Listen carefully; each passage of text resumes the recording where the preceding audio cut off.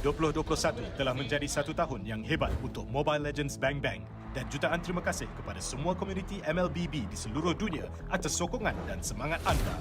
Sekarang, mari kita lihat apa yang telah kita capai setakat ini dan apa lagi yang anda boleh jangkakan tahun ini. Mari kita mulakan dengan kejuaraan dunia M2 yang berlangsung pada bulan Januari tahun ini, di mana pemain dari 8 negara merentas dunia ke Singapura menjalani kuarantin di samping protokol keselamatan yang ketat demi merealisasikan kejohanan offline ketika dilanda wabak. Welcome to M2 World Championships live from Singapore. M2 menjadi kejohanan rasmi MobileLegend Bang Bang yang paling banyak ditonton. Lebih daripada 3 juta penonton menyaksikannya secara langsung, menjadikannya salah satu kejohanan terkenal di dunia Esports. Piala Mobile Legends Bang Bang Asia Tenggara atau MSC 2021 yang baru berakhir. Welcome to MSC 2021. Mempunyai puncak 2.2 juta penonton, hampir 10 kali lebih banyak daripada MSC lalu. Selain itu, Mobile Legends Bang Bang Professional League di seluruh rantau ini memecah rekod dengan MPL Indonesia menarik penonton seramai 1.8 juta penonton. Di seberang lautan, MPL Filipina merekod lebih dari 1.4 juta penonton. Sementara MPL Malaysia dan Singapura kedua-duanya memperoleh jumlah penonton yang tinggi. Secara kolektif, MLB kini menjadi salah satu esports yang paling banyak ditonton di dunia dan komuniti semakin membesar. Terima kasih kepada semua peminat MLBB. Keluarga MPL semakin bertambah. Kami bakal melancarkan MPL Brazil pada bulan Jun dan MPL Kemboja pada bulan Julai. Tidak lupa juga MPL Filipina baru saja beralih ke Liga Franchise untuk musim ke-8 yang akan datang. Semua pencapaian ini hanyalah permulaan kerana bakat MLBB di seluruh dunia akan memulakan perjalanan ke puncak. Ya, tekaan anda tepat. M3 akan berlangsung pada akhir tahun 2021 di mana pasukan hebat dari wilayah MPL di samping pemenang kelayakan wilayah bukan MPL akan bertanding di satu lokasi. Ia adalah jalan panjang bergelombang menuju M3. Pasukan mana yang akan mendapat tiket untuk menjadi salah satu daripada 16 pasukan dan menamatkan perlumbaan to the top.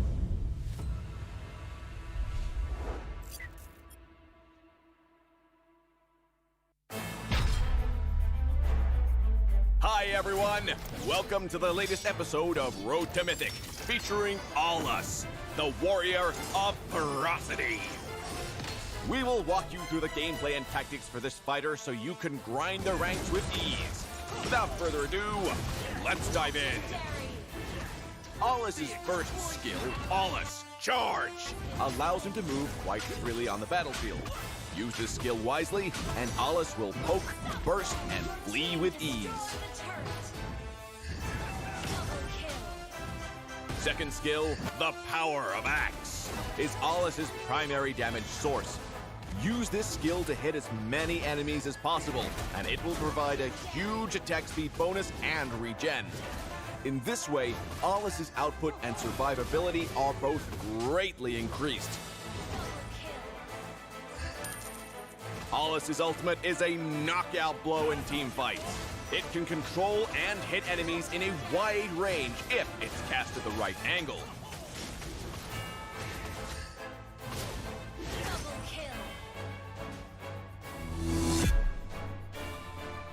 For equipment, we recommend this build to ensure the hero's damage output and durability. As explained in the Hero Spotlight on Allus, this fighter hero mainly deals damage with continuous basic attacks.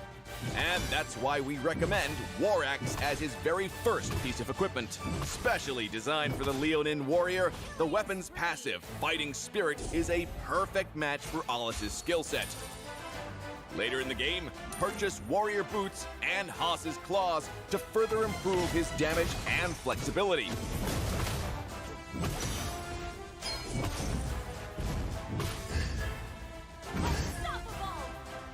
Then, give him 2 pieces of defense equipment, Brute Force Breastplate and Immortality to increase his survivability and provide a safety net for him in team fights.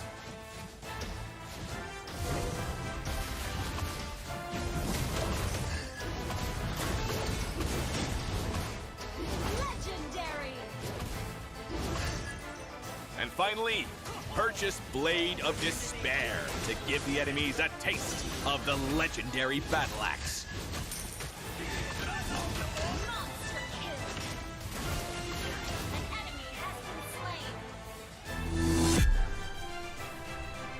In the laning phase, Ollis can use his basic attacks to get 4 stacks of his passive. Be sure to perform another basic attack when the passive is about to end, so that you can keep the buff up in full stacks. Trust me, this can make a world of difference in actual battles. In teamfights, cast the second skill to get Axe Blessing, and catch up with the enemies using the first skill. After that, Ollis can deal basic attacks and exploit the effect of Axe Blessing. Then cast the second skill again to get Axe Blessing one more time. Easy old days.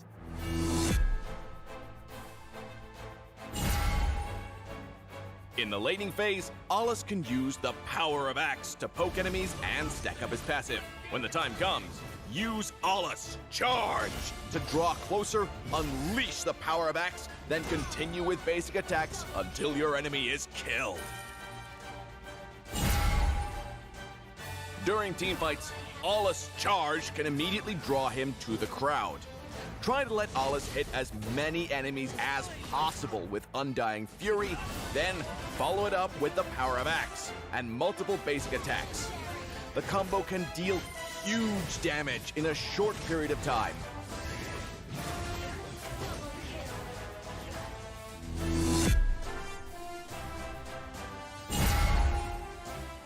In the early and mid-game, Ollis is usually at a disadvantage.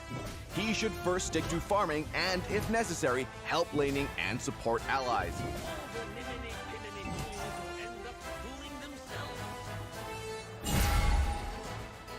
However, after reaching level 12 with a full set of equipment, his first skill, Ollis Charge, can boost his movement speed, giving him an edge in laning and supporting.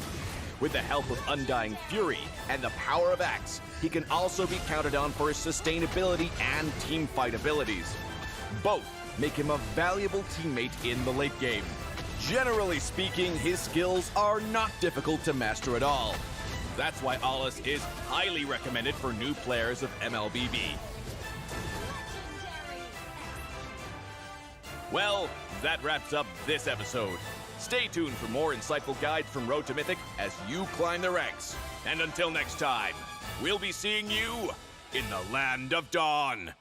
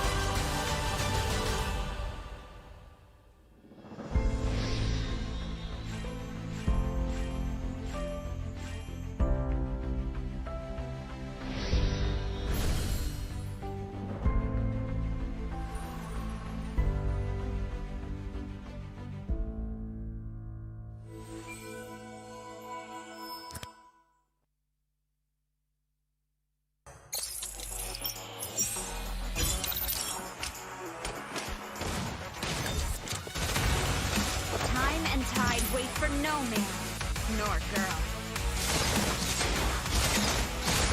First blood. Legendary. Got a message for him. First blood. Mega kill. Hope you don't get tired of seeing Rena. My snipe rifle. I see you. You have slain an enemy. Legendary. Monster kill. Bullet shower. Double kill.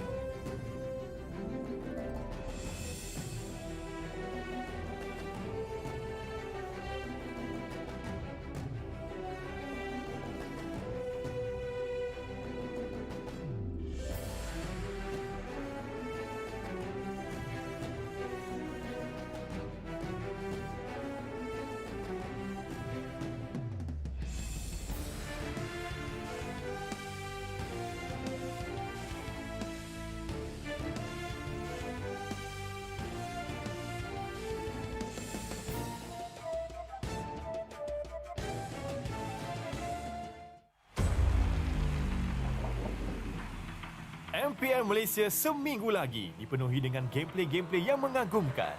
Mari kita recap semula. Hansel Sonic masih 100% win rate. Tiada obat untuk Red Esports mempertahankan kristal mereka. Tapi Kristen kan aku ni. Walaupun Homeboys mengeluarkan meta digi, TODAK mempamerkan roster utama musim dan berjaya membalas dendam 2-1.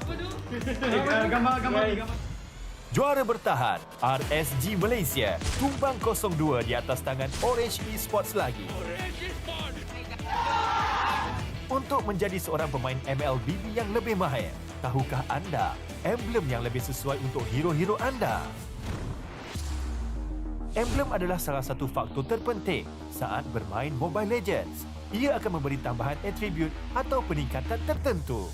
Contohnya, ketika anda memakai hero tank dan memakai emblem tank, maka anda akan mendapatkan tambahan defense. Anda menjadi lebih kuat dan kebal berbanding player lain sering naiknya level emblem yang anda miliki.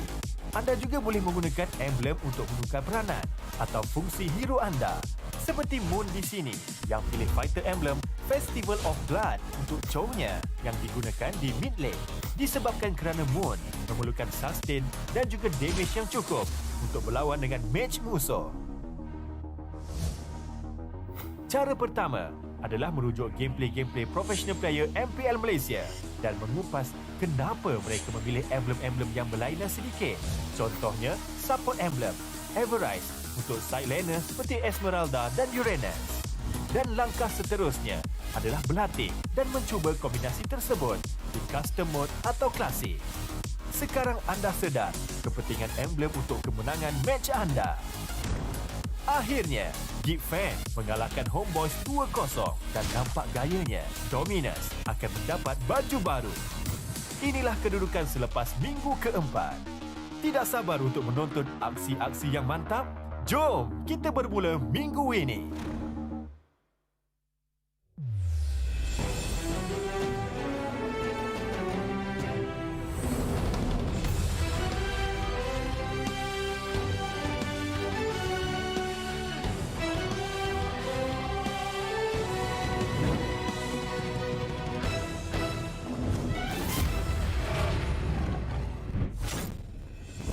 MPL Malaysia musim ke-8 dikuasai oleh Munton. Power Up with KFC disegarkan oleh Rexona Man. Digital Telco rasmi Yudu.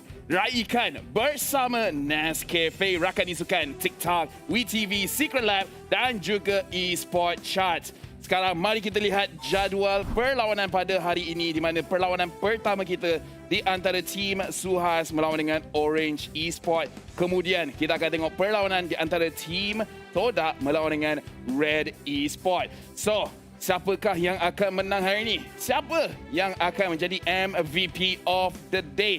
Assalamualaikum dan kita kembali lagi di MPL Malaysia musim ke-8 minggu ke-5. Minggu ni kita saksikan perlawanan yang sangat hebat. Antaranya Suhaz lawan Orange dan juga TODAK lawan dengan Red. Nama saya Lefel dan bersama saya hari ini adalah Gideon Q. Gideon, how you feeling? I'm feeling good because now that we've gone past the midway of the season, teams need to show their polish. They need to start looking good for the upcoming M3 event towards the end of the year. So we need to see what their final form, or at the very least as close as possible to it. Ya, and sekarang again, because kita dah bahagian midpoint, kita dah nampak lebih kurang setiap tim apa kebolehan dorang. Now, Gideon, I tahu during MPL akan ada a few times patch changes akan berlaku. So, during those times, baru kita boleh nampak dorang punya adaptability. Tapi as of right now, kita kena tengok macam mana dorang lawan sesama sendiri. But anyways, sekarang ni kita akan fokus kepada the matches of the day. So, apa kata kita tengok watch out of the day di antara Suhaz Esports lawan dengan Orange Esports dekat sini. The battle of the best jungler, Box and Link Eza, who will come out on top? Now, this is going to be a very interesting topic overall because Link Eza right now standing on the MVP #1. He's been nailing it. He's been crushing it even. Orange is on that roll. But if we're looking at Suhaz, last season, Box seemed unstoppable with his team. So it's a little bit difficult to see how Box sometimes looks to be good, sometimes looks to be a little inconsistent. right now it's kind of like beginner's luck. Siapa rookie, diorang punya performance has been crazy. Box, rookie last season, looking very good. Link Eza, rookie this season, looking very good. Tapi seterusnya kita akan tengok. Suhaz, boleh tak mereka hentikan Orange punya winning streak? Orange right now has been a monster dekat diorang punya group. Honestly, when we're talking about Orange, that win streak is looking hard and heavy because it's not like a easy game sort of situation. They are rolling teams right under their thumb, and that's the scariest part. RSG pun kalah dengan Orange. But anyways, ini adalah game pertama kita. How about kita tengok game kedua di antara team TODAK melawan dengan Red Esports. TODAK lost to Red in their first match up due to the absence of Moon and Chiku. Can they win this second matchup? Di mana, if I'm not mistaken, Chiku dan Moon akan bermain hari ini. Now Gideon, first of all, will that make an impact? And number two, Chiku, jungler or side lane? Ooh, I'm torn. I am torn. I'm guessing he's going into the side lane once again. Ooh. That's just my prediction here. We're gonna have to wait and see until we get closer towards the game to see the team lineups because it all depends on whether Ajik is going to be playing. And if he is, Chiku definitely has to go into the side lane. Yeah, and lagi satu is ready to face the wrath of Chiku and Moon combo. Chiku dengan Moon, these two players very iconic dekat MPL Malaysia because once diorang punya confidence tu ada, no one can stop them. That's what makes everybody feel uncomfortable, right? When you see Chiku or Moon having a hot game, it feels like there's no counterplay around them. But recently, based on what we've been seeing in the MPL, we haven't seen that chemistry work out sometimes. Like maybe towards the later stages of the game, 14 to 16 minutes, that's when we see Chiku and Moon really shine. Yeah, honestly, Chiku dengan Moon is more of a dice roll. If you roll high, looking good. If you roll low, then Tapi anyways, itulah watch out kita untuk hari ini. So pastikan you guys watch the matches and then see whether everything comes to fruition. Tapi sekarang kita akan tengok kita punya MVP ranking. Gideon dah sentuhkan sikit tadi, but right now, Link Eza, number 1 on the MVP ranking. Number 2 is Chibi, and a newcomer, Dominus. Hey, I mean, it feels so satisfying to a certain extent. It feels good. It feels good. Because Dominus made a bet. That was a hard bet to win. And not only that, you know, on top of the Supreme, he's getting a little bit more love here with the MVP. Now breaking into the ranks of it too. I don't know whether he's going to be able to beat right now Link Eza and Chibi because they've been holding that spot for a long time. Yeah, Link Eza again, the missing link. He looks to be very, very good. And Dominus, to be fair, he does deserve it. Masa perlawanan lawan dengan Homeboys, dia punya his Matilda play, his Saber play, both of those games, dia main dengan sangat bagus. So honestly, he does deserve it. But kita dah tengok kita punya MVP rankings. Right now, let's go kepada kita punya finger clicking good game. Too hard to handle. Di mana kita akan berbual about drafting. Kali ni kita akan masuk slightly more in-depth, Gideon. So draft style. Pada pendapat I, this is the core values ataupun the things that every single coach or analyst kena perhatikan is the draft balance. And bila cerita pasal balance, is there the early game? Are there the late game? The crowd control, the damage. Because one thing yang I think kita casters, kita selalu nampak when dorang terlampau push kepada satu bahagian. Well, I don't think that's entirely wrong as well. I think at the end of the day, it's dependent on what the meta asks for each and every time. Previous seasons, a lot of teams were looking to play for the 10-minute mark. And before that, it used to be at level 1, if you already missed your first buff, it's pretty much game over. But now, the meta is a little more forgiving in that sense. So far, only two level leads as we've seen thus far in the MPL that really changes things up. But early and late game, right? Let's get into that. Early game compositions for a lot of teams seems to be the way to go, especially for Orange. But late game teams, we're looking more towards TODAK, for an example, and a lot of their drafts. Yeah, and honestly, bila cerita pasal early dan juga late game, make sure you guys ada balance. Macam mana Kuja ada dekat sini the other day. Kalau dekat bahagian mid lane, you guys farm, pastikan side lane jangan farm. So ada balance early dan juga late. Now, crowd control dengan damage. This is one of the things yang I nak remind kepada semua orang, where especially dekat Malaysia, we tend to like going overboard on the damage. Oh yeah. But because right now, Ruby dah masuk ke dalam meta, baru kita nampak a little bit of that balance. Ada crowd control as well as ada damage. Because again, ada juga orang tanya, bang, kalau team kita banyak sangat crowd control pun tak bagus ke? Yes, tak bagus. Because usually hero crowd control ni, damage diorang tak besar sangat. And sometimes they don't even scale. They don't even scale. So make sure whenever you guys draft, make sure dia balance. Early game, at least 2 hero. At least 2 hero, late game at least 1 hero, at least ada 1 hero yang boleh buat crowd control, and damage honestly itu lebih pada bahagian late game and early game. Kalau you guys punya hero langsung tak ada scaling, then tak ada damage. So that is our finger clicking good game, too hard to handle. Don't go overboard, but at the same time janganlah sampai kurang sangat langsung tak ada crowd control, langsung tak ada damage. Yep, you gotta have that balance. That versatility is just so important. It's a good rule of thumb for people who are like trying to play for the MCL, for an example, and they're they're thinking with their friends what kind of a comp that we want to bring. Yang paling I tak suka bila semua hero late game.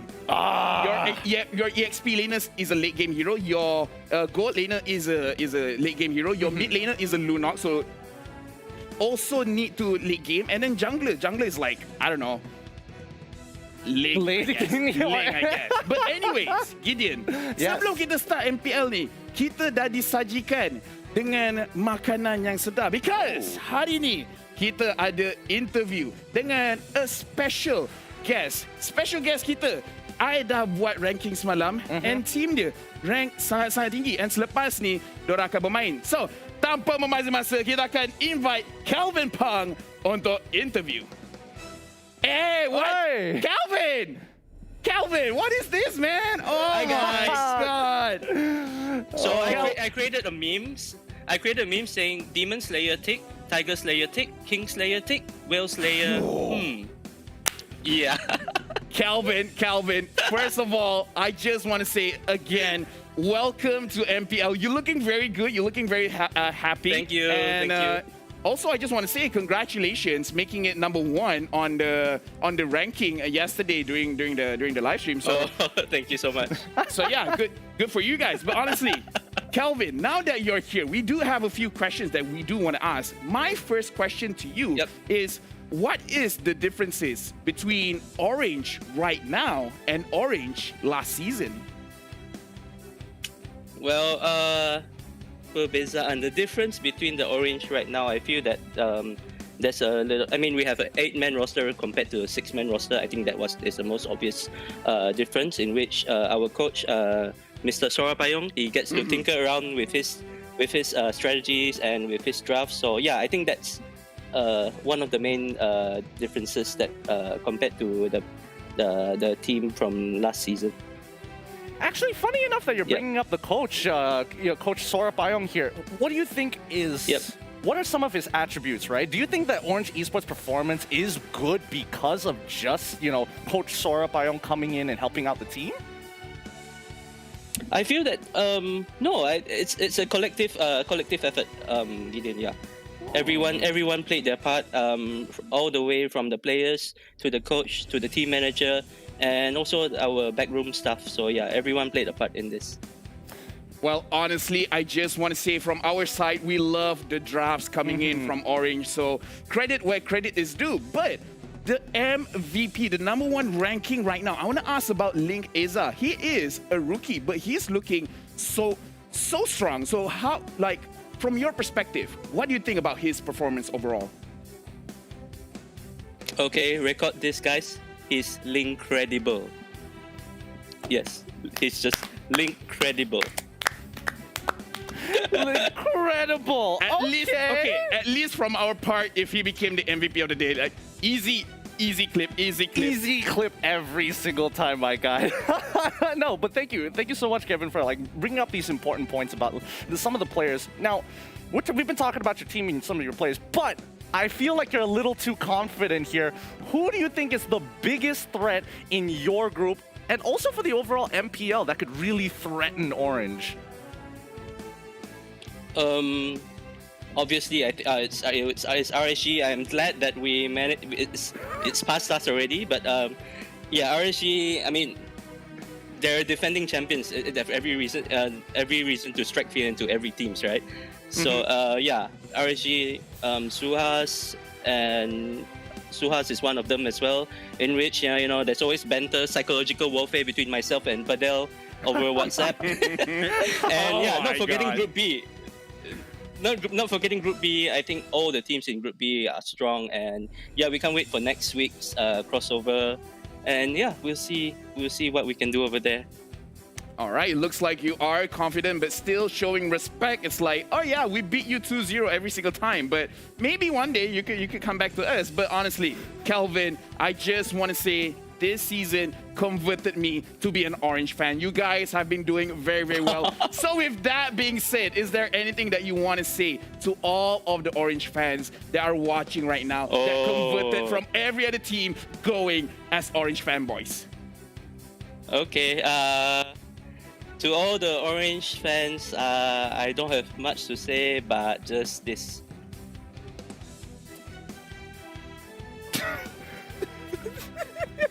Hey. Oh, that was amazing. That was so good. Oh. Give it to Kelvin. Our producers were telling us you were going to make this spicy, and you hit the mark. Thank you so much, Kelvin, for coming on for the interview. Really appreciate it. Thank you. Thank you, guys. I can't get over it. I can't get over it. That was too good. No, it's just because he went silent and he's like, and I was like, trying to interpret every single move, but like, oh well, I mean, again, it's good. But anyways, we do have to focus back on the show where we'll be watching Suhaz against Orange. So Gideon, thank you again for coming. I really appreciate it. But right now, I have to let you go. No go worries. to the English casting. So guys, we are going into the match. Let's watch the headline video. Hello, Ejen khas MPL Malaysia, Ajim Motorsikat, sememangnya adik ipar Alucard, reporting for duty. Sebelum MPL Malaysia musim ke-8 bermula, adakah anda pernah fikir bahawa Orange Esports akan berduduk dengan selesa di puncak kumpulan A? Jika jawapan anda adalah ya, tipu. Anda pasti berbohong. Tetapi, sebenarnya Ajim tak hairan sangat pasukan Orange Esports tengah perform sekarang kerana benda yang berwarna oyen selalunya akan memberi kejutan. Semuanya salah oyen. So, unsur utama untuk surprise Orange Mania season ini adalah power kembar Min dan Man yang sentiasa ada connection 5G full bar secepat liputan Yudu. Dan juga kemunculan jungler mantap Link Iza yang dapat pujian daripada abang ipar Ajim Motorsikat, Alucard beliau sendiri. Jadi, bolehkah Oyen buat kacau lagi? Ataupun buah orange akan dimakan oleh ikan-ikan paus Suhaz Esports lagi? Itu saja laporan khas saya, ejen khas MPL Malaysia. Jus oren atau jus paus juga boleh menghilangkan dahaga. Signing out.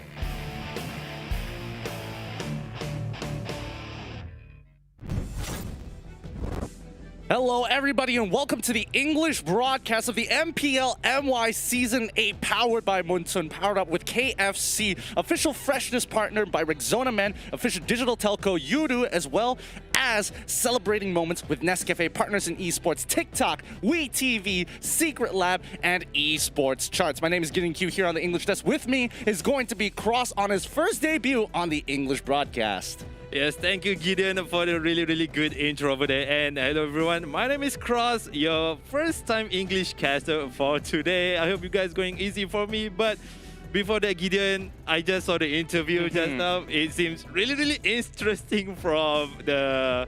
Well, who is this? Kevin Pang, you know, the organizational leader of Orange Esports. If you don't know him yet, go check out Orange Esports, and it'll be plastered all over. But yeah, no, it was a really good interview. Yeah, indeed. Because we were told beforehand that it was going to be some spicy stuff, and I was like, okay, let's see how spicy it's going to be. Indeed, spicy. It was really spicy. But let's check out the player lineups here, the statistics as well. It's HY, AJ, Box, Evie, and Mali for Suhaz Esports. Yes, this is gonna be first lineup for Team Suhaz Esports, and you could see from the down of each name, HY, most of the heroes he's gonna use is Forvius, one of the greatest hero, which is from the side lanes to counter most of the dash heroes, and also from Box, one of the one and only jungler from Team Suhaz Esports, which is Lancelot, the most heroes, and pick counted by 3 over there, but the KDA is so obnoxious. Yeah, it really is obnoxious. And this time they're putting in Mali instead of the Ace, which is a little bit different compared to their previous matchup in the first round robin against Orange. But speaking of Orange, after that interview, who's not going to know? Linkeza, Iris, Mon, Min, and first appearance, Sonic coming in for Orange Esports. This is gonna be really, really interesting because Sonic, the first appearance, is he gonna be, people are gonna live up with people's expectation? And with the currently Orange Esports win streak, do Sonic will continue the legacy of the win streak, or will be, the other side around from Team Suhaz Esports? But since Linkeza, one of the greatest jungler right now, one of the top ranking from overall of the MPL MY right now, with his Alucard, of course, with 4 pick count and KDA of 41,724. That is much better than Lancelot they've been using by Box. I could say that. Linkeza is so great. He's looking like he's in top form here. He's really looking like he's feeling himself with it. But what about the talents at home here today? Let's see what the rest of the cast have to say about this. And it looks like 4 for Orange, 3 for Suhaz Esports. And it looks like you're on the Orange Esports bandwagon as well. I'm very curious to hear about this. Well, indeed, as I said earlier, Team Orange Esports, they did pretty well in the current, in the current match right now. But since, Sonic, the first appearance, it might be, if I could have the power to change, but no, I'm never going to do that. I'm going to stick with Orange Esports, but it seems like we're going to be on the opposite side of the magnitude over here. You're on the Suhaz Esports. So what is your opinion about Suhaz Esports right now? I mean, I'm going based on previous data, The fact that Suhaz has beaten Orange before does say a lot. And you guys at home also seem to be a little bit on my side here. A little more 50 plus, 55% on average. But it's very, very close margins here. Indeed, indeed.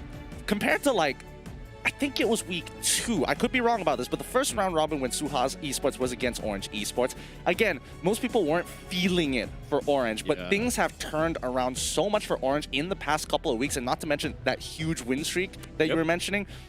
Hopefully that momentum carries out throughout week 5.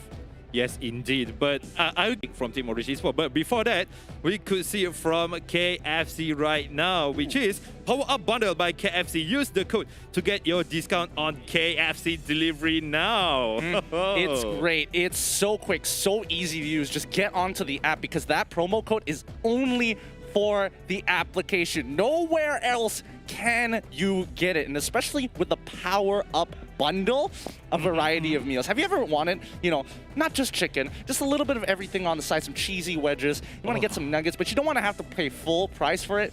Indeed. Then the Power Up Bundle is exactly what you need. Yes, indeed. Take up your chance right now because we have go to KFC Malaysia Facebook page and we have a secret code for everyone out there for the, KFC website only. And as we said earlier, 300 diamonds could be taken away by everyone out there. I mean, this is nuts. This is nuts. It's going to be a contest happening from the 19th to the 16th of December. And if you want to be able to redeem that 300 diamonds, here's what you got to do. You got to go onto the KFC Malaysia Facebook and guess the secret code. If that's not enough, go to kfc.com.my/MobileLegends to answer the hint to the secret code. It's going to be a lot more steps because this is 300 diamonds on the line. You know when you spend so many diamonds and you have a little bit extra, that 300 could be the difference between the extra spare change you have at 260 diamonds, which totals up to 560, which is easily something that you can get in the store. Maybe a new hero. Might be. We have a new skin coming right now from Beatrix. But here is the giveaway for day 1, which is from the first question. It is, which year the first KFC built in Malaysia? That one's tough. That one's tough. We've answered this question before if you guys have been paying attention, but that's not all. That is not all. You also have to answer a second question, and this time they've, well, some may say spice things up, but they've made it even harder. Which year was Colonel Sanders born? Now, guys, if you want to participate in this competition to earn yourself up to 60,000 diamonds in this giveaway for the next 3 days, please give the answers. Make sure that you add your IG handle so we can contact you, and so that we can see it, use the hashtag fingerclickingGG as well as hashtag KFC X MLBB. That way, every party is like, okay, we see you, we can give you all the good stuff. Yeah, and don't forget the notification if you might be something win something from the giveaway. But here is the share milestone, which is from the 1,000 milestone and 2,000 milestone. You could get a lot of random skin trial card, and here is the 5,000 share milestone, which is light and dark recall effect, light and dark spawn effect. Even though it's tried out, but hey, it's worth it to show it to everyone out there. Right now, I am eyeing those 20 hero fragments. The dust, I'm like 100 dust. Okay, accumulatively it adds up, but 20 hero fragments can put me that much closer to getting the next hero in my own personal hero pool. Now, 2 minutes have been slapped up. Guys, don't forget that milestones, share it as much as you can. We are going to be doing it throughout the day. Now, with 2 minutes on the clock, we need to talk a little bit more about Suhaz and Orange. Do you think Orange has evolved enough to take down Suhaz? Well, in my own opinion, of course they do. Since from week 1 and week 2, they didn't, pretty much perform really well. But since week 3, they indeed somehow evolved themselves into a much better version of Orange Esports. Okay. And yeah, of course, right now, which is Link Eza is on the, on the mood to dominate over Suhaz Esports. And yeah, I mean, that is going to be my point for Orange Esports. All right, I get you. I believe that Suhaz is probably going to take this. I believe that Padel is a very smart guy, extremely smart guy.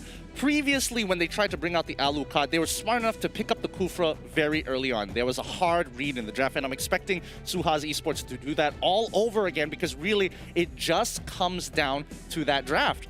I want to see how far Suhaz Esports can push Link Eza. How good is he really? Does he need to have a good matchup to be good? Or, despite the odds, will Link Eza break through that level? Yeah, but don't forget about one thing, which is Sora Payong, one of the coaches of Team Orange Esports. That's true. With Sora coming in for the coaches, definitely Team Orange Esports is somehow somewhat a new team. There is not Orange Esports. I know there is the double Orange Esports over there. And here comes the draft for the game 1, which is Team Suhaz Esports gonna be the first pick and Orange Esports on the second pick. Oh boy, all right, now the show is under its way. Suhaz Esports, what is it going to be? Because so far the meta hasn't necessarily shifted in any particular direction, except when it comes to Orange Esports. Natans could be picked, Alucards could be picked for all we know. They're like a box of chocolates. We'll never know what we get. Indeed, so much choices, so much thing that could be taken out or might be picked as well. But it seems like from Team Suhaz Esports, they're already taken out Phoveus, obviously one of the heroes that need to be taken out. But Matilda from side Orange Esports, definitely a really good choice to be banning, because Matilda with those guiding wing of her really could make a huge change in terms of rotation and also the damage of the early game with the Soul Blue. It's smart. It's smart. The fact is, when Phoveus is gone, Matilda just skyrockets in priority, because again, you don't have to worry about Phoveus looking to clean up the fights. He comes in with a demonic force into your backline, thinking, you know what, Matilda is gonna save me. I'm gonna take the gliding wind, but no, it does the exact opposite. Ooh, this is gonna be a hard choice. Might be Paquito will be taken out as well, or might be will be released to the both sides. Since Phoveus already been taken out, and if Paquito will be taken in any of the teams, it's definitely gonna be really wild. Yeah, it will be really wild, but I feel that's something that Orange Esports have to determine for themselves. I feel like a lot of the teams in the MPL, as of right now, if Paquito is there and Jawhead isn't, it's an easy first pick, no questions asked. So Suhaz Esports, they're posing the question to Orange, hey, Paquito, up to you, but Ruby, guaranteed no. Ooh, definitely over there is, we could say that one of the respect ban from both sides, but it seems like, just you said earlier, Jawhead will be taken out from side Orange Esports. So this is definitely a 50-50. Is Paquito going to be taken out or not? But it seems like there's still a lot of choices over here. Benedetta still one of the, heroes that could be taken out or might be taken in as well.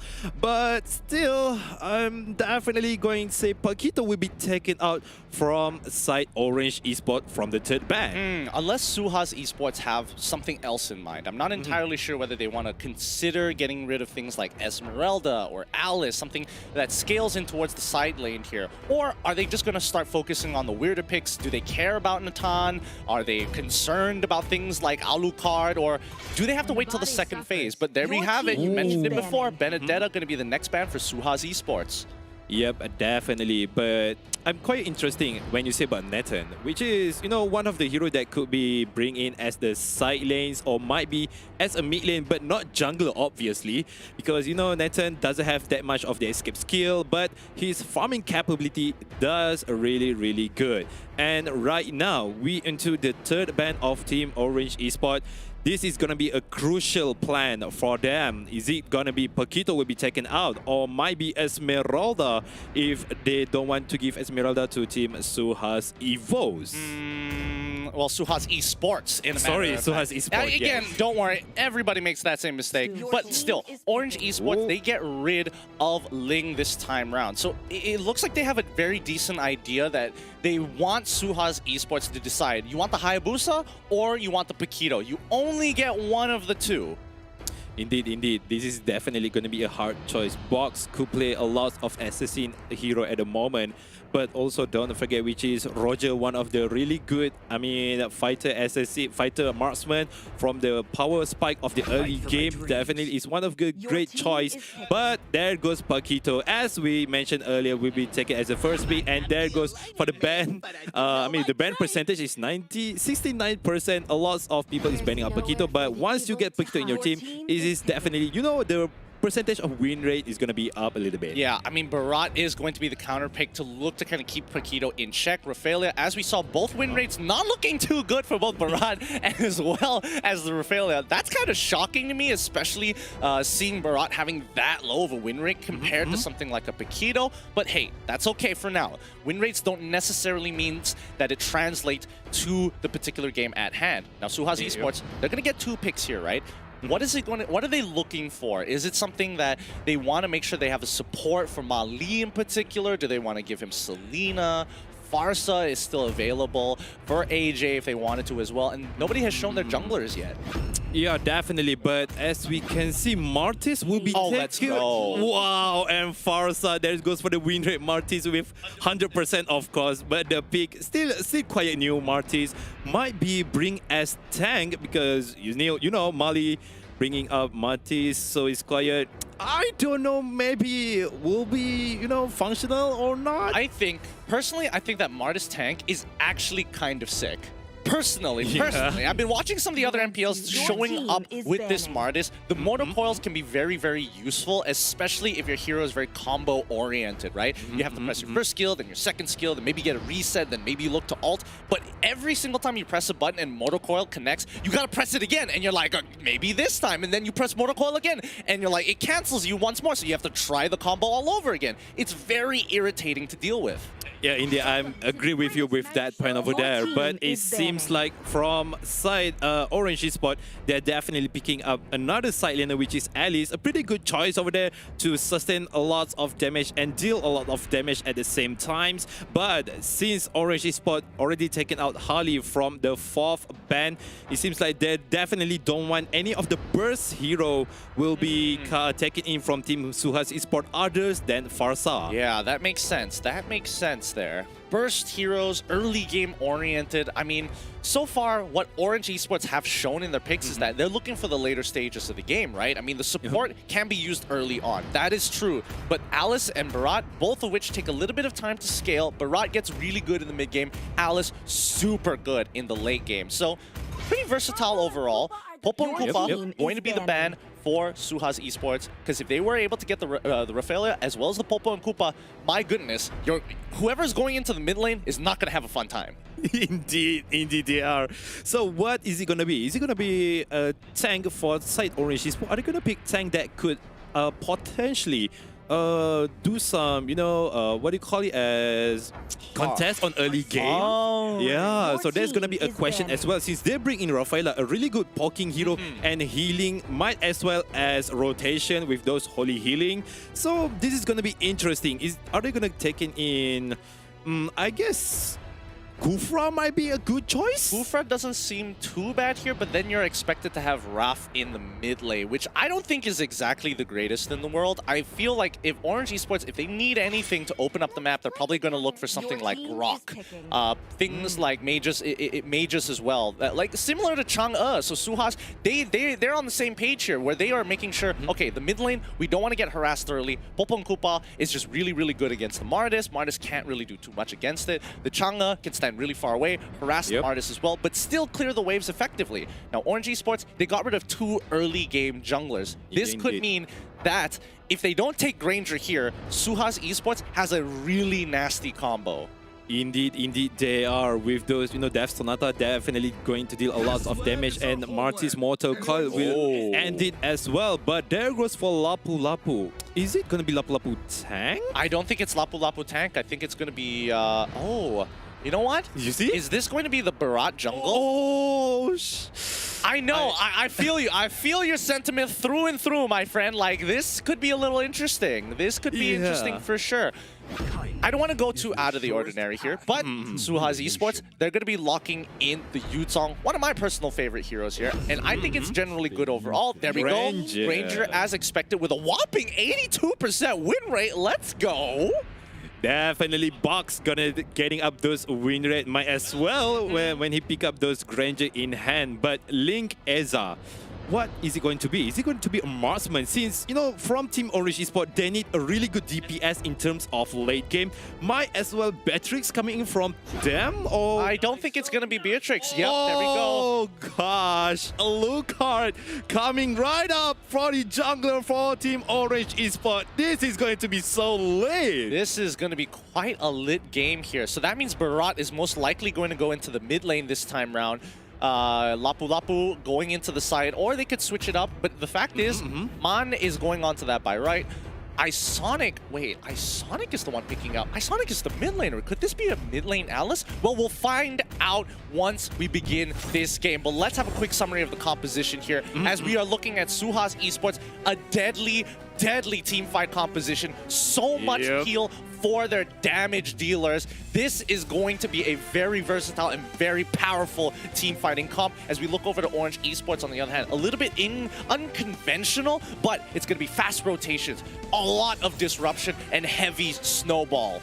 Yes, definitely. This is going to be a matchup between two drafts that is really interesting coming up from the first match, Team Suhaz Esports versus Orange Esports. And we could see right now from both sides, they're definitely going to spice up this game, definitely going to make it really, really hard. And as we can see, which is Isonic will be taking on the goal lane to the top, and it seems like from the side of Mali, he's going to definitely do those rotation with the aggressiveness. Oh no, he didn't get the last hit of the mortar coil. He's going to die here.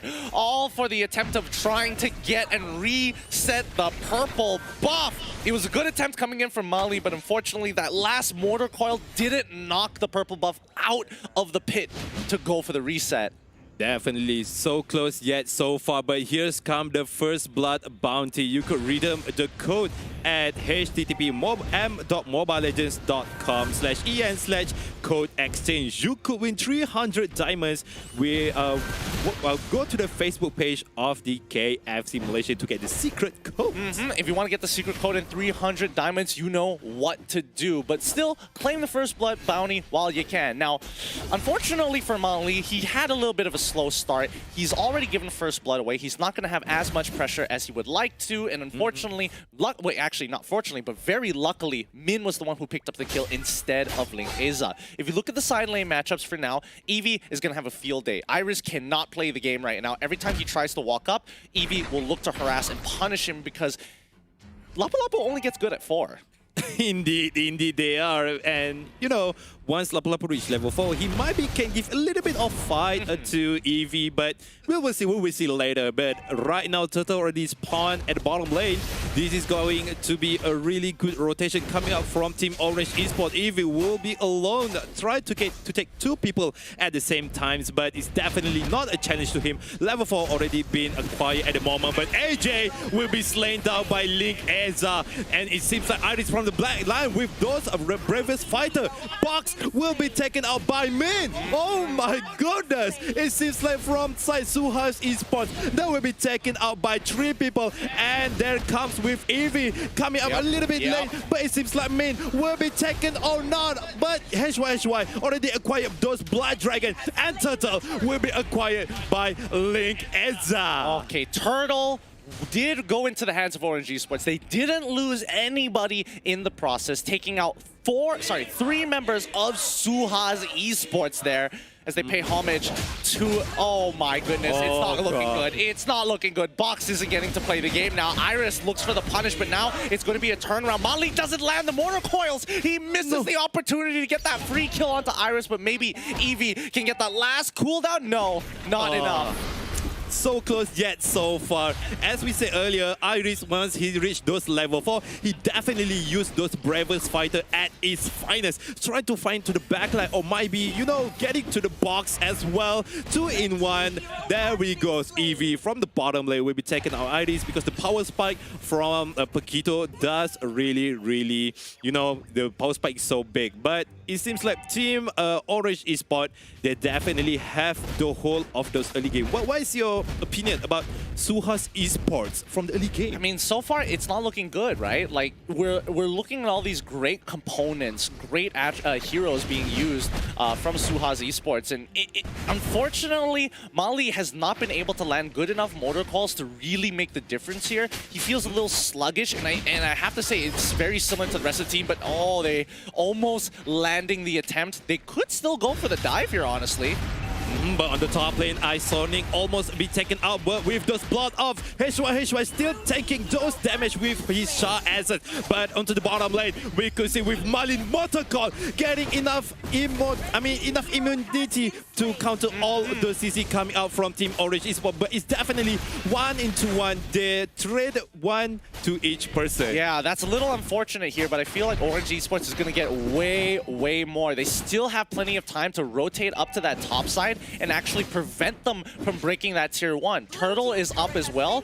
As you can see, the energy plating is still available, so that's going to buy so much time. And Orange Esports, are they going to make it there? It doesn't look like it, but if they take it... AJ? Oh... Is it going to be Daytona Welcome coming up from Man? It seems like Box will be running away with those rondo of his. And Team Orange Esports, they're definitely coming up a bit late to the top lane with the rotation. But it seems like Turtle will be starting off with Link Eza. HY is really nearby. He doesn't have those Blood Dragon at the moment, but Mali might be do the contest, but there goes for the Turtle bounty. You could switch to Yudu and scan those codes to get 20 GB MLBB ads on. Yep, that add-on only costs 3 ringgit. It's a steal, but no, I thought I was going to set that up for Mon, but he doesn't actually get the steal on that purple buff. And luckily, Box was able to get that last shot off, an instant crit, pulling it down. But Iris, if he gets Box here, this is going to be unfortunate. He's going to already start with the Justice Blades. He doesn't have Bravest Warriors just yet.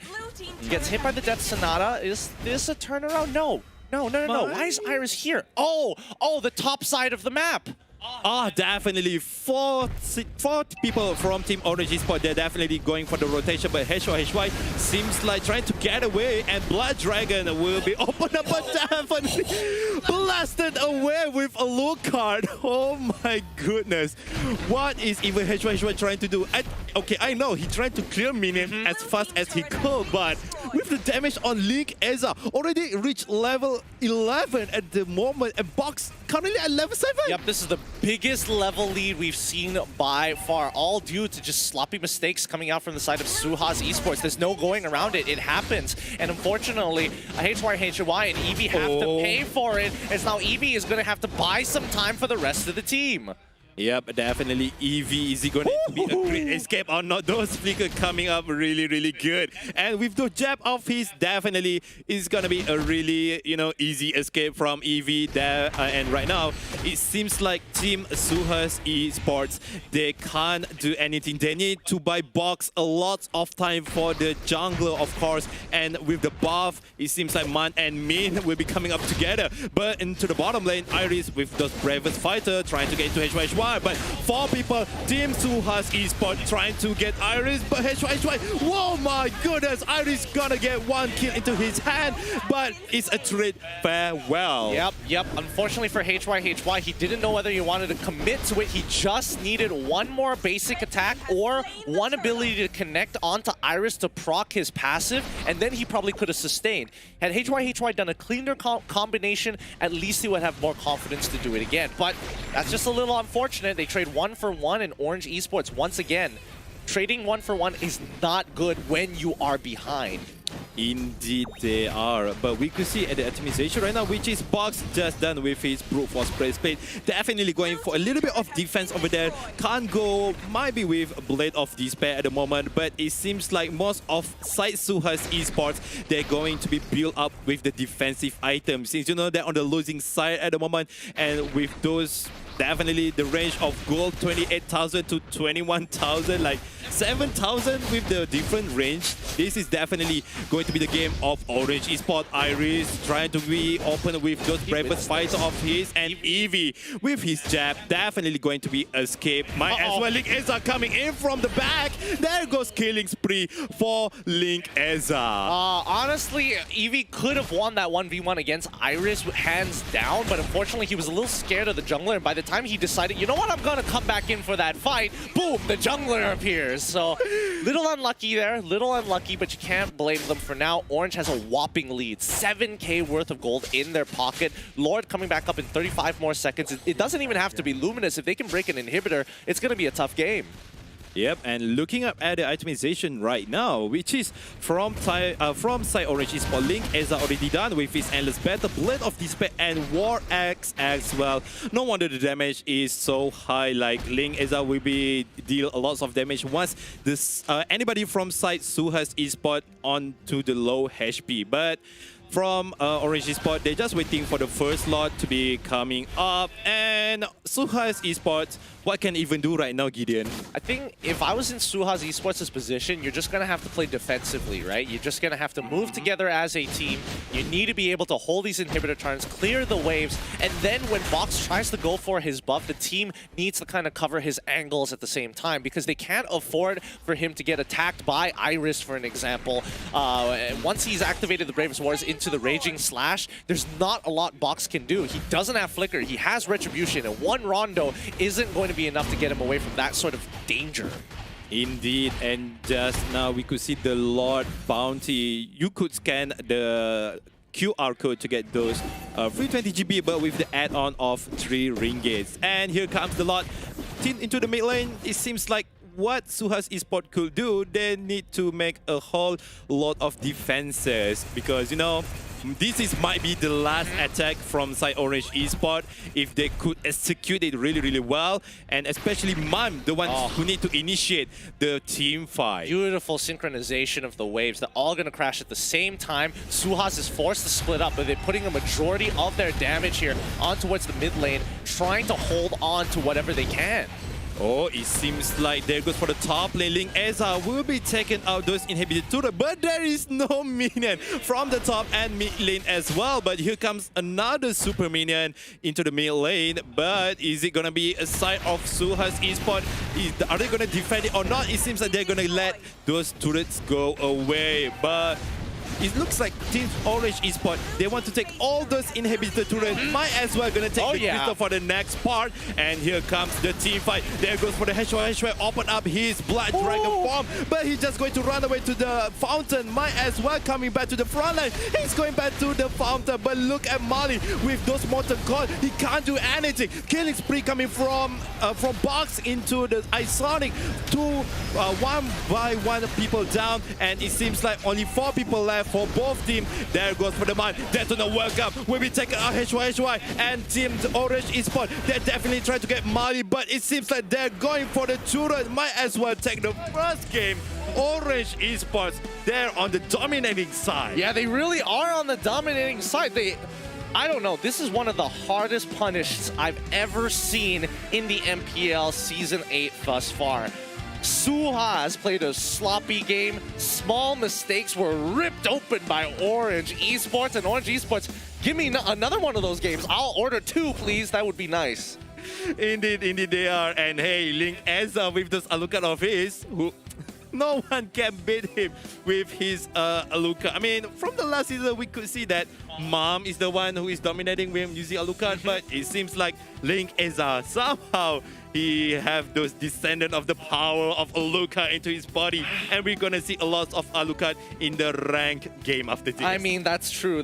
Maybe when Mom was part of Orange Esports, we thought it was because of Mom, but really it's just the brand. It's just Orange as an organization. Whoever's in Orange, they probably can play Alucard at this point. But let's check out some of these highlights here by Yudu, powered by Cellcom. And here comes, which is from the first early game. The side from Iris with those bravest fighter, he definitely changed up the game really good into the side of the Orange Esports. Even though Mali, the one who execute the aggression to the purple buff, but he can't execute it really well. Yeah, see, here's the thing. Unfortunately, with Mali getting punished so early on the Martis was a little unfortunate. You can definitely tell that he's missing the last hit. He's hitting the first 2 mortar coils, but the last one is by far the most important because again, he misses the reset. He wasn't able to get on top of the right targets, and unfortunately, he couldn't slow down this aggression, even though they were ready for Link Eza's Alucard. They have a full composition designed to make sure that if you come from the front, we can push you to the back. Yes, and here's come the itemization from the both side of the teams. And look at the itemization of Link Eza. With those immortality, he is not afraid of death. Death is afraid of him. I get you, man. I get you. He's almost feeling a little like Chiku, but so far, it's only when he gets that Alucard do you actually see him like snowball out of control. And even within the first 5 minutes of the game, man, he was already building up towards that Blade of Despair. Once he got that War Axe on top of the Endless Battle, he was dishing out damage and only completed his Warrior Boots like around the 8-minute mark, which to me is shocking. We could see the priority of Link Eza, he doesn't need to build the boot first. He just give me damage. Yeah, just keep it for the damage, because that is what Alucard need of. Because when Alucard doesn't have that much of itemization, of course he can't deal that lots of damage. And look at Box, which is he already done with those Hunter Strike, Brute Force Breastplate, Endless Battle, and Warrior Boots as well. But I could see that Box done with his Brute Force Breastplate around 7 or 8 minutes of the game. That is like it's a little too late. Bad. Yeah, it's a little too late. I mean, considering that, to be fair, it wasn't even his fault to a certain degree. He was literally 4 levels down throughout the game, and that is not a start a jungler wants to deal with. But let's check out the MVP powered up with KFC. Going over to the man of the hour, Link Eza just does it again. I'm getting a little tired of seeing just Link Eza pointing at you. You're not the MVP, I am. Check it out, 933 gold per minute. Oof, that is definitely a lot of gold, and the one who reached level 15 pretty much early in the game. I mean, the range differences of the levels from Link Eza and Box is so much difference over there. But with level 11 versus level 7, what could you expect over there? Can level 7 literally dominate level 11? Nope. There's no going around that, but we got to talk about that average KDA, because every time I see Link Eza as the MVP, I swear his average is just increasing and increasing and increasing. He has an 8.7 average KDA at this point. 8.7. That is just ridiculous. It is so ridiculous. I think no one could ever beat Link Eza at the moment. Is there gonna be someone that who could ever beat him? Well, because without death, like Alucard without death. I mean, it's hard. It's really hard to imagine that Alucard is becoming quite a staple for Orange Esports. But we have to remember, teams are going to be keeping a big eye on Link Eza the more he succeeds throughout his career. Now, Game number 2. This one is where we're expected to see adaptation here. I felt like Suhaz, they had a good draft, like a solid draft. Their only problem is that a lot of their executions just wasn't there. They didn't feel warmed up.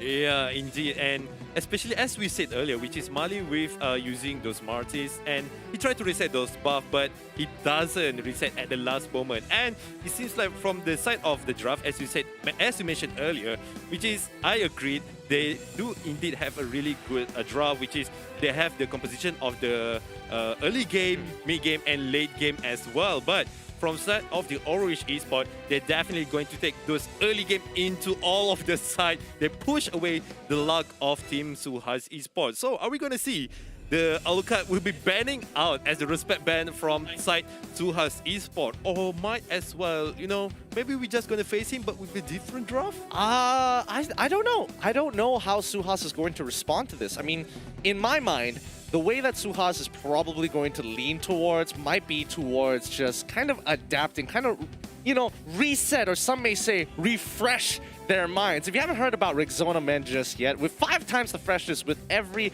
single GG, you're mentally down, spray some Rexona Men and it feels like you've already won the game before it began. Check out their Lime Cool as well as their Charcoal Detox products. Scan the QR code and it'll guide you straight to where you can check them out.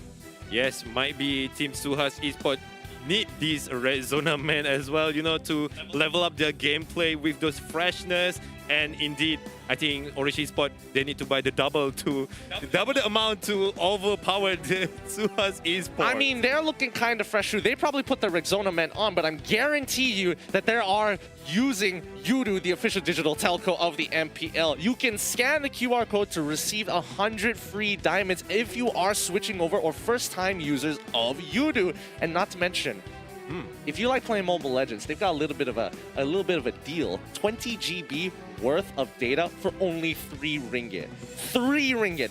That is a steal of a lifetime with the widest coverage and the fastest internet speeds here. 4 GB light all across Malaysia. Why not? Yeah, and you could push your rank from, Warrior until Mythic Glory with your friends, of course. For 3 and 20 ringgit. GB. Yeah, with 3 ringgit.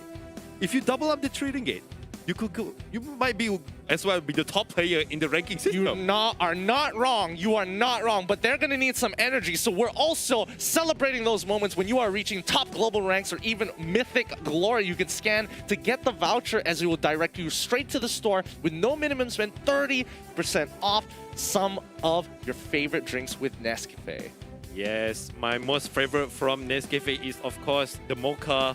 It's gonna make my throat really, really cool, really, really fresh with Nescafe. So might as well, I'm going to buy a lot of them, and with 30% discount off.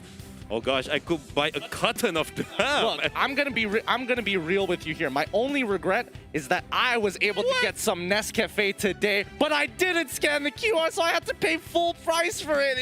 That's why, guys, you gotta be bigger brainer than me. You gotta be smart about these things. Take it while you can. Now, yes. With that out of the way, we can finally start thinking about game number 2. And this is a little scary here, but let's see whether the stonks have changed a little bit. We're seeing a little bit of change. We're seeing a little bit of change. Indeed. Look at up from Team Orange Esports. People's opinion is going to be changed every time, and it seems like from the side of YouTube, there's definitely a slight increase with the 46% from YouTube, 51% from Facebook, 49% from Instagram, and 49% from QR code. Is going to be the battle of the 50-50 Suhaz Esports, Orange Esports. Ooh, what looked to be an average of 55 in favor of Suhaz, and they pulled back. They're like, whoa, this isn't the Suhaz that we were expecting to see, and Orange fans were rejoicing. Now, this does mean quite a lot. This does mean quite a lot for the team. I'm just curious, as you mentioned before, Suhaz Esports, how are they going to adapt? And I was thinking maybe they had the draft right. I feel like they had all the right components. It's just about executing it, performing it. Maybe, having a bit of a Nescafe to wake them up. Yeah, definitely. And they need to, make a little bit slight of change in strategy, because as we see earlier, Team Suhaz Esports, they're definitely most of them going to a solo or single person, and that is going to be the chance of Team Orange Esports doing the ganking into the one person each at the same time. And I think they might need to change a little bit about that.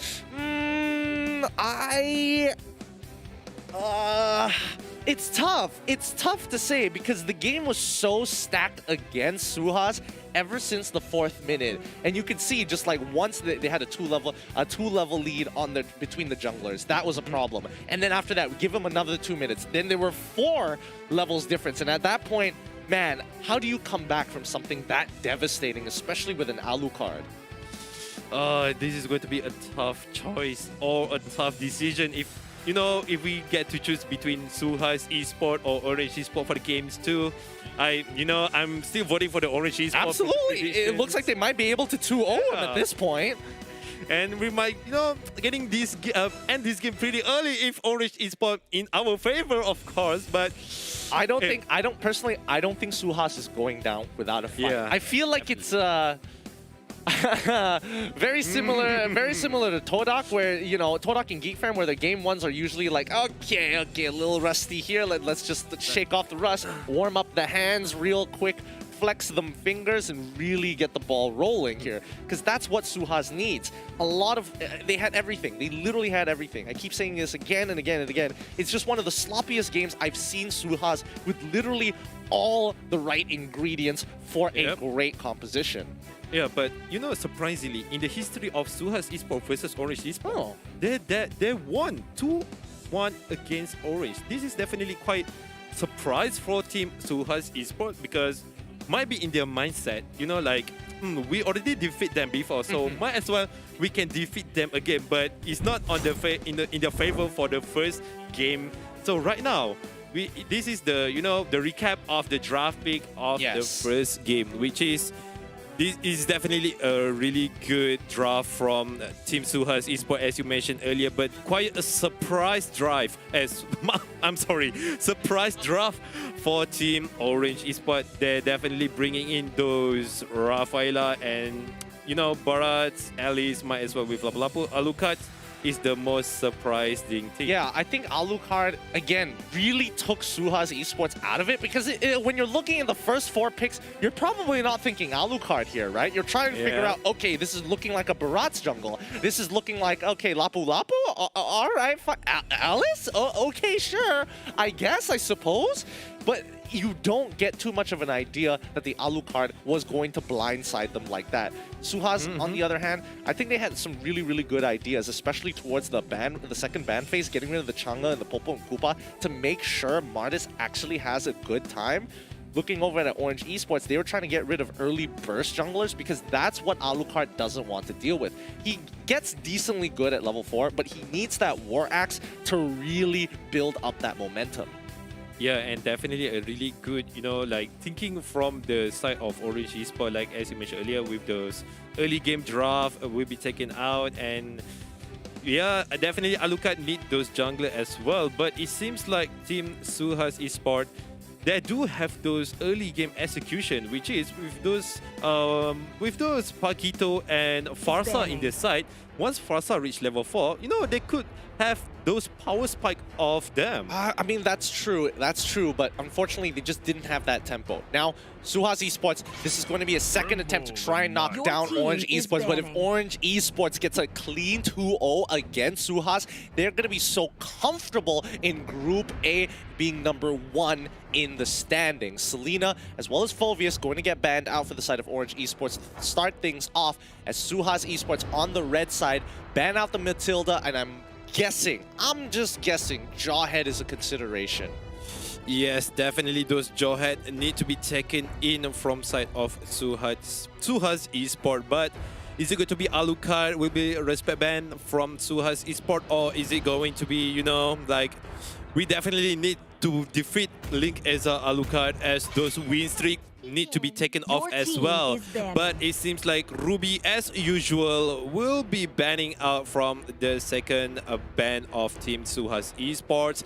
And is it going to be another Harley or might be Roger from side Orange? I don't think they'll do Harley or Roger until the second phase. I don't know if they're going to come up with the same draft again, but the fact is they have first pick, right? And now the order changes a little bit more. You can't really blindside your opponents. You won't have that final pick, but having the first pick can set the tone. And I think that's important for Orange Esports, that they don't reveal too much. And similarly to how they drafted in game number 1, they want to blindside Suhaz Esports. So they're just going to have to set things up for the later stages of the draft. Ling going to be the ban. Yes, definitely. Still the same, draft from side Orange Esports. And might be as well, side Suhaz Esports will be taking out Popol Kupa, but I think that is not the case over here. But in my opinion, they need to take out Alucard as the respect ban, or are they going to face the consequences again, or do they have a strategy in mind to take out those Alucard? This is going to be the crucial part of side Suhaz Esports.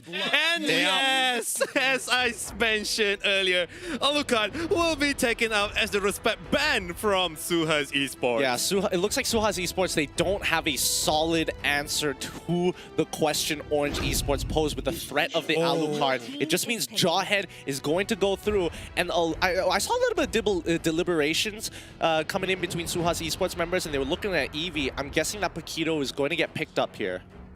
Yes, definitely. That is must a choice to make from Suhaz Esports. And if they didn't pick Paquito, what are they going to pick against, this Jawhead that is particularly so annoying with those ejector and unstoppable force. Might as well with the early game aggression coming out from the Jawhead.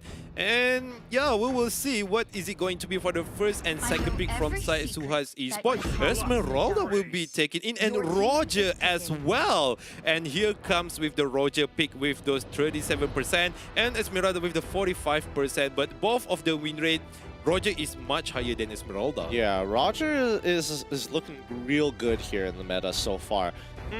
The fact that they went for Esmeralda straight away, kind of blind picking it into Orange Esports. Orange could look to reply with something decently strong. If they want a Beatrix, they can easily go for it, and they can flex it in towards the jungle. If they want to go for something like Natan, they can also go for him mid or even in the gold lane or even in the jungle. Really depends on the flavor of the month for them. So it's kind of tough. It's also very risky for the side of Suhaz Esports. There we go, the Paquito as well as the Farsa going to get picked up straight away. A pretty tough matchup overall, but it's basically mechanics between the two side laners that we've seen so far. Yep, that is going for the side laners. But what is it going to be for Link Eza for this round? Because as we see right now, which is Roger already been taken in from side Suhaz Esports. So what does Orange Esports need to pick is a marksman that is particularly not need purple buff in the late game. And I think the better choices might be Yi Sun-shin, one of the best choices, but still, if Yi Sun-shin doesn't get those itemization of his, then definitely it's kind of quite a bad for him. Okay. I mean, it depends. It really depends on the situation. And Suhaz Esports posed the next question here with 62% win rate for this Harley. It's been a little on and off, but AJ, he seems to be confident in his capabilities of at least trying to threaten Farsa to make her get out or cancel the Feathered Airstrike earlier rather than later. Now that completes the first phase of the picks and bans. We move on to the second phase of bans here, starting off with Suhaz Esports. What do they really want to get rid of? Might be Lancelot will be taken out, or maybe Lancelot, Hayabusa, maybe. Yeah.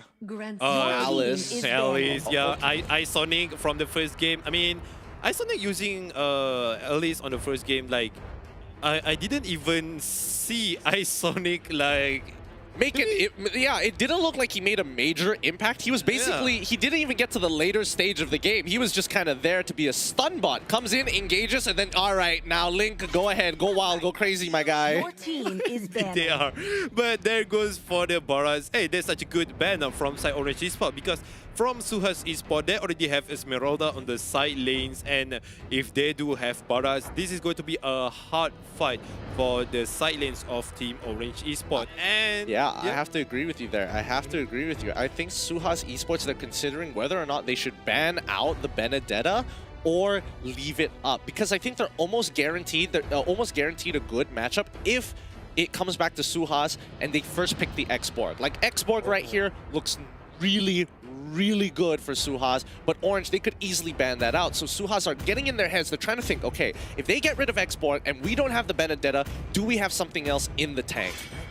And it's going to be Hayabusa, like as we mentioned earlier. They want to give Link Eza those really good jungler assassin, especially Hayabusa, Lancelot. So one of the choices that Link Eza could pick, which is Lancelot, still open up for him, or we don't know, he might just use some other heroes that we not even expected.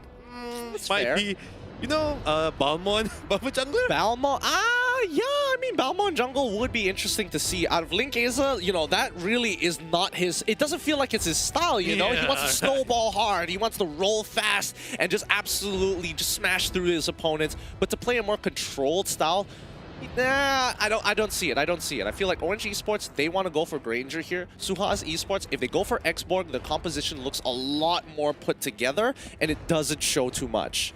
Well, this is going to be a tough choice from Suhaz Esports. Are they going to pick up on X-Borg, or might as well maybe they will be taking Grok for Mali? Yeah, I think, okay, this is going to be a snowball from side of Suhaz Esports with those Grok, with the power of nature. He's definitely going to, you know, execute for the rush buff from the side of Orange Esports. And look at Orange Esports. They seems like very confident over there. Whoa, Khalid as well as Bane. Bane. See, as I mentioned earlier, Link Eza might pick up something that unexpected. I mean, I say Balmon, but this is way over the top, which is Bane will be taken in from Orange Esports. What are they even thinking about? I think they're thinking about disengaging. I think they know for a fact that they want Farsa to be the hard soul carry of the team. Once Farsa scales up, the damage is going to be too good. And if they can just peel away the hard-hitting side laners, people like the Thamos, people like the Esmeralda, Grok, there's nothing much you can do, but especially Harley, who's probably target #1, it's going to be a tough game here because right now, surprisingly enough, I actually prefer Orange Esports' draft over Suhaz Esports. Yes, definitely with Deadly Catch coming from Link Eza. If AJ tried to come closer to Link Eza with those Deadly Magic of his, definitely going to be punished with the Deadly Catch coming from Link Eza. But it's definitely in the matter of position right now, because once Farsa getting into her Feather Airstrike positioning, so she literally can't do anything, just stay put, and Harley coming out from the backline might be as well try to target one of the target. It's either Link Eza or Farsa. Yeah, no, you're absolutely right here. They have priority targets. Suhaz, they need to snowball out of control. It's two straightforward compositions going head-to-head in game number 2. Let's see this lineup one more time here. We're seeing Iris up in towards the goal lane with Evie and Mali looking to rush level 2 right from the get-go. Yes, that is definitely both of the team make the same decision. Like, come to the bottom lane, try to get to level 2 as well, but it seems like from the orange buff, Min can't even... Oh, okay, there goes for the reset. Such a nice thing to do from Min. And yeah, literally, what can even Evie and Mali do? But what is happening just now? It's fine, it's fine. They're just putting a lot of pressure there. This is what we call vertical jungling, where you imagine the map split in half. You are trying to steal each other's buffs right now. Iris as well as Link are trying to get on top of the red buff for now, but Suhaz manages to push them out, but it's not over. Oh, it's not over because look at Mali already arrived and getting to Iris, but with those quick sign guard, Iris can't do anything and giving out the first blood to HY. I can't see what is Link Eza even trying to do because he didn't get those orange buff. But there goes for the first blood bounty. You guys could read them.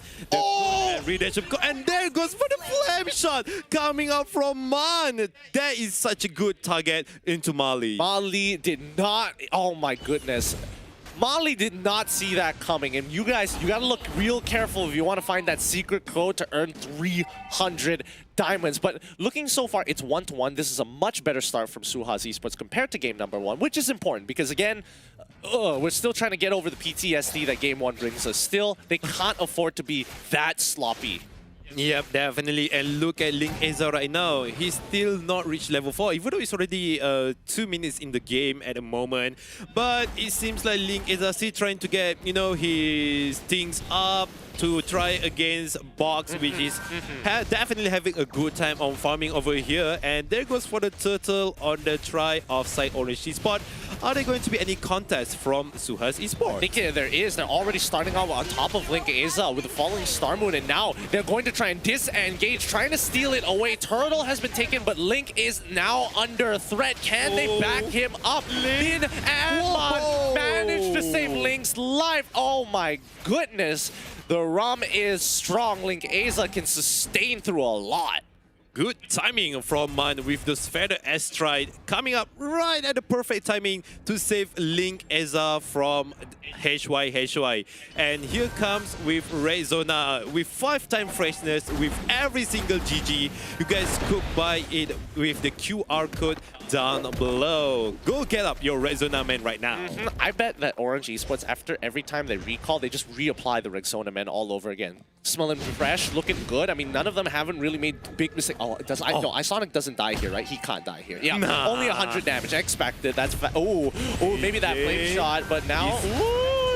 Such a good flame shot from coming up from Man right now, but it seems like Man will be taken out with like a pulse and ejector coming from Min, give double kill to Link Eza. And it seems like in terms of execution team fight, Suhaz Esports definitely going for the overboard over there. Yeah, my bad for cutting you off a little bit there, mainly because I wasn't entirely sure whether they are going to come in, and that's where it happens. Caster's Curse all over again. When you think they aren't going to come in, they just happen to prove you wrong time and time again. 30 more seconds until the turtle comes up, but so far, Orange Esports now taking a solid 2K lead against, rounded up 2K lead to Suhaz Esports as they look to punish this bottom side. Yep, definitely with Deadly Catch and Link is Bane known as a really good hero for the objective gaming especially, but it seems that on the top lane there goes for the Raging Sandstorm coming out from Iris. 1v4, he tried to sustain, but yeah, he's definitely buying a lot of time for his other teammates. And meanwhile, EV on the bottom lane will be taken out as well to the tier 1, and 1 EV is definitely a big win from Orange Esports. Yeah, but just look at how Orange Esports are responding to this, right? They know they can actually protect that top side. Min, he gets locked in. Mali was just being really annoying with the Guardian's Bulwark there, but there's nothing that they can do. Link Eza, he takes the turtle. Purple buff gets taken away by Isonic as well. So Min, he finally gets the ejector onto the Siege Minion. Suhaz have lost so much gold, objectives, and time trying to get such a small objective in, you know, the overall picture of things. Yes, definitely. This is going to be a tough fight from side of Suhaz Esports. And there goes for the Reggie Sandstorm coming up from Iris just to run away from the fight. But HY, can he even sustain the Feather Strike from Man at the moment? Because Link Eza already arrived. I am here. And how did Link Eza even reach? How did he even reach to HY? Because look at the side of Orange Esports. Iris just buying time from the mid lane. They're definitely going to the tier 1 of the top lane, but Man arrived a little bit late, and there goes for the tier 1 from the Orange Esports. Oh boy, Suhaz, they're trying to scrap for anything. They're trying to make sure this goal lead doesn't get deeper against Orange. Link is currently 2 levels ahead of Box so far because of all the steals. Link is trying again. He steals the orange buff once more. We have to double check the sets. Oh, Mali trying to make the play as they turn things around. Oh, there goes for the Astra, and Shadow will be taken out from Box into his kill, and the Min might as well will be taken out Mali at the moment. But it seems like look at Eevee with those counter Inferno, and the Min taken out with those ejector, throwing Eevee away. Well, there goes for the falling Star Moon. HY might be taken out as well from Man, and it seems like 2-1 side from Orange Esports. They definitely lost a little bit big over there. Yeah, they didn't. They traded okay. They traded not the worst in the world, but they managed to kind of trade upwards. You know, they managed to get some value trades. And Link Eza, he's still going to try and scale as hard as he can. He's trying not to participate too much in the fights, but now AJ, he's caught out. There's nothing he can do here. He's just pushed up way too far. You may be a Harley, but even with the hat trick, it is just not going to be enough. And it seems like Mali using his wild charge just to run away from the side of Orange Esports. But into the bottom lane, we could see, which is Eevee taking out those turret tier 1 from side of Orange. And Link Eza will take this turtle into his side. And he gonna fight with Mali a little bit. Those deadly cash already been taken out as well. Oh, definitely with the help of Sonic coming just right at the right time. And the man. Oh my good gracious, AJ can't even do anything. He can't even release those deadly magic of his, getting wiped out instantly. Into the mid lane, we could see Iris and Min just buying time for their teammate to take up to the tier 2 on the top lane. Yeah, Orange right now, it looks like they're playing a strong game, like really, really strong. And now they might even attempt to dive, but they see Mali and they're like, nah, we don't have to do anything. We've taken what we wanted. We're 7 kills ahead of our opponents, 3K lead, and their scrambles are looking really, really nice. Like, they are efficient about how they move around the map. Yeah, and surprisingly, which is HY can't even do anything about it, and Iris just wiping out Mali off from the map. But look at the backside, AJ, what is he even trying to do? He can't do anything. Will be getting taken out or not. He's getting really good from running away, but Link Eza will be taken out. Eevee might as well. Box getting into 1K with me. Double kill for Link Eza, double kill for Box. Is he going for the triple? It seems like not, because Box will be running away from Link Eza. Oh boy, they're holding strong here, but Orange, every single time they trade down, 3 for 2. It's not looking good for Orange. They managed to steal a buff away every single time. But Box, he's catching up, right? It's not a 2-level lead now. It is only 12 to level 11. Even the gold is literally 500 deficit. Man, is he gonna? Yep, he should die. Yeah, he should. That is such a, I mean, it's such a good execution from AJ, getting one of the really crucial target, which is Man with those feather astride. And as you mentioned earlier, Box does keep up really well. And I think the, one of the moment which is Box could keep up when he get those shutdown into Link Eza. That moment, he could keep up with the goal, with the EXP as well as kill. And definitely with like a pounce from Box, getting a few kills from side of Orange Esports. It's all about that execution, like you said. They want to be able to be fast, but Mali getting attacked. He's going to use the wild charge and flicker as well. Are they? Oh, no. Oh, no. He can't die here, way, right? nah. But Iris is still there. He didn't use his raging Sandstorm just to get Mali. Like, nah, I'm not gonna use my ulti just to get, you know, a kill that I'm not even certain. Yeah, they have to control their killer instincts because again, Mali is just the support. He isn't high priority, and now with the deadly catch as well, it's gonna allow Link Eza the space he needs. Oh, HY, he's trying to running away. Raging Sandstorm getting started to HY, and there it goes for the HY. Mali might as well be taken out as well. Ejector from Min give him for the double kill. Such a really nice execution coming up from Team Orange Esports. What could potentially Suhaz Esports do at this moment, Gideon? They can just wait. All they need to do is wait. Lord is starting to push in. As long as they give up their outer turrets and protect their inhibitors, they have a chance to turn this around. We have to remember that HY, he's looking to scale. If we pull up the item list, I think he should be, by now, only 2 items building to that third. Ooh. Yep, correct. Brute Force Breastplate. He's got the Talisman as well. It looks like he's going to build into the Calamity Reaper.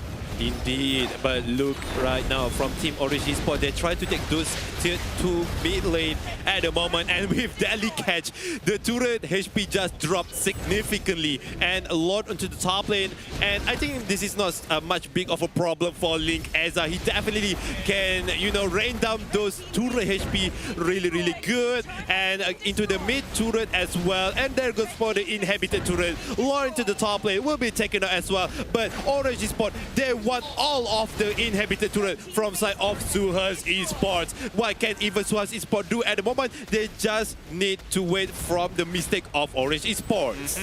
They don't have a choice. 7k down, no inhibitors as well, no turrets on their side. Orange Esports have set up lethal, as some may call it, against Suhaz Esports when Lord comes back up. This is a tough position to play from Suhaz's side. Now with no inhibitor turns, they always have to maintain their waves. They always have to have somebody in the base to kind of keep an eye out so that nobody tries to go for a sneaky backdoor or just losing their crystal to a bunch of minions.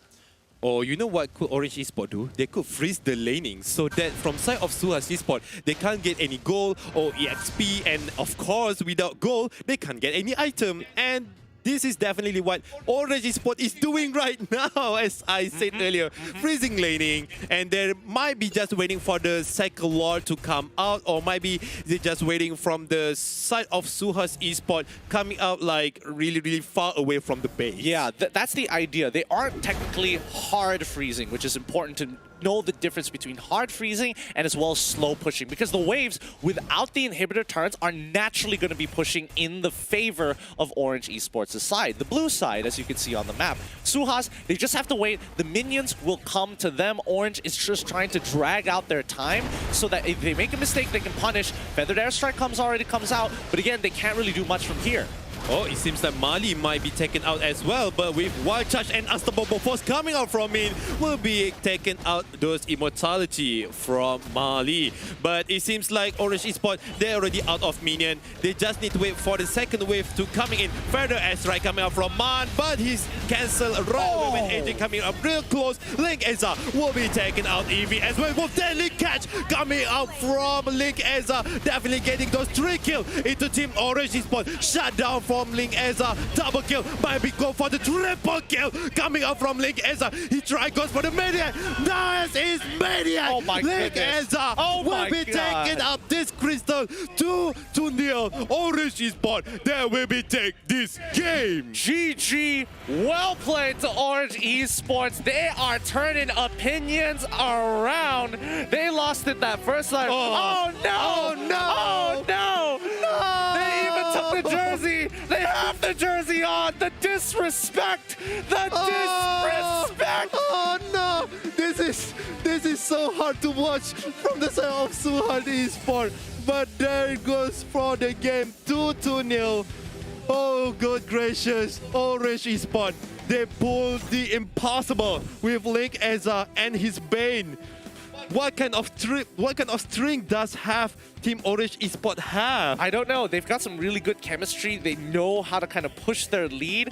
But yeah, as you said, they're making the impossible happen. How often do you see Bane being played in the jungle and also is able to knock down, getting a free Maniac at the end of the game? Wow, I mean, it's definitely an exciting match to watch because it is. when he almost get those Maniac, but here's come the real MVP. Tell us who your real MVP is and why. Don't forget to hashtag MPL Real MVP with your most creative comment and stand a chance to win a prize. It's a mystery reward. Remember, choose the player that you believe is the MVP. Make sure you tag the team if you're, kind enough with the hashtag Suhaz or maybe hashtag Orange Esports in this particular case. And with the most creative comment, that's what we're going to be looking out. Remember, hashtag MPL My Real MVP. Although this game, I'm not. If Link Eza gets it again, like it's hard to believe that it's not true. It really isn't. But let's check out the highlights first. Brought to you by Yudu.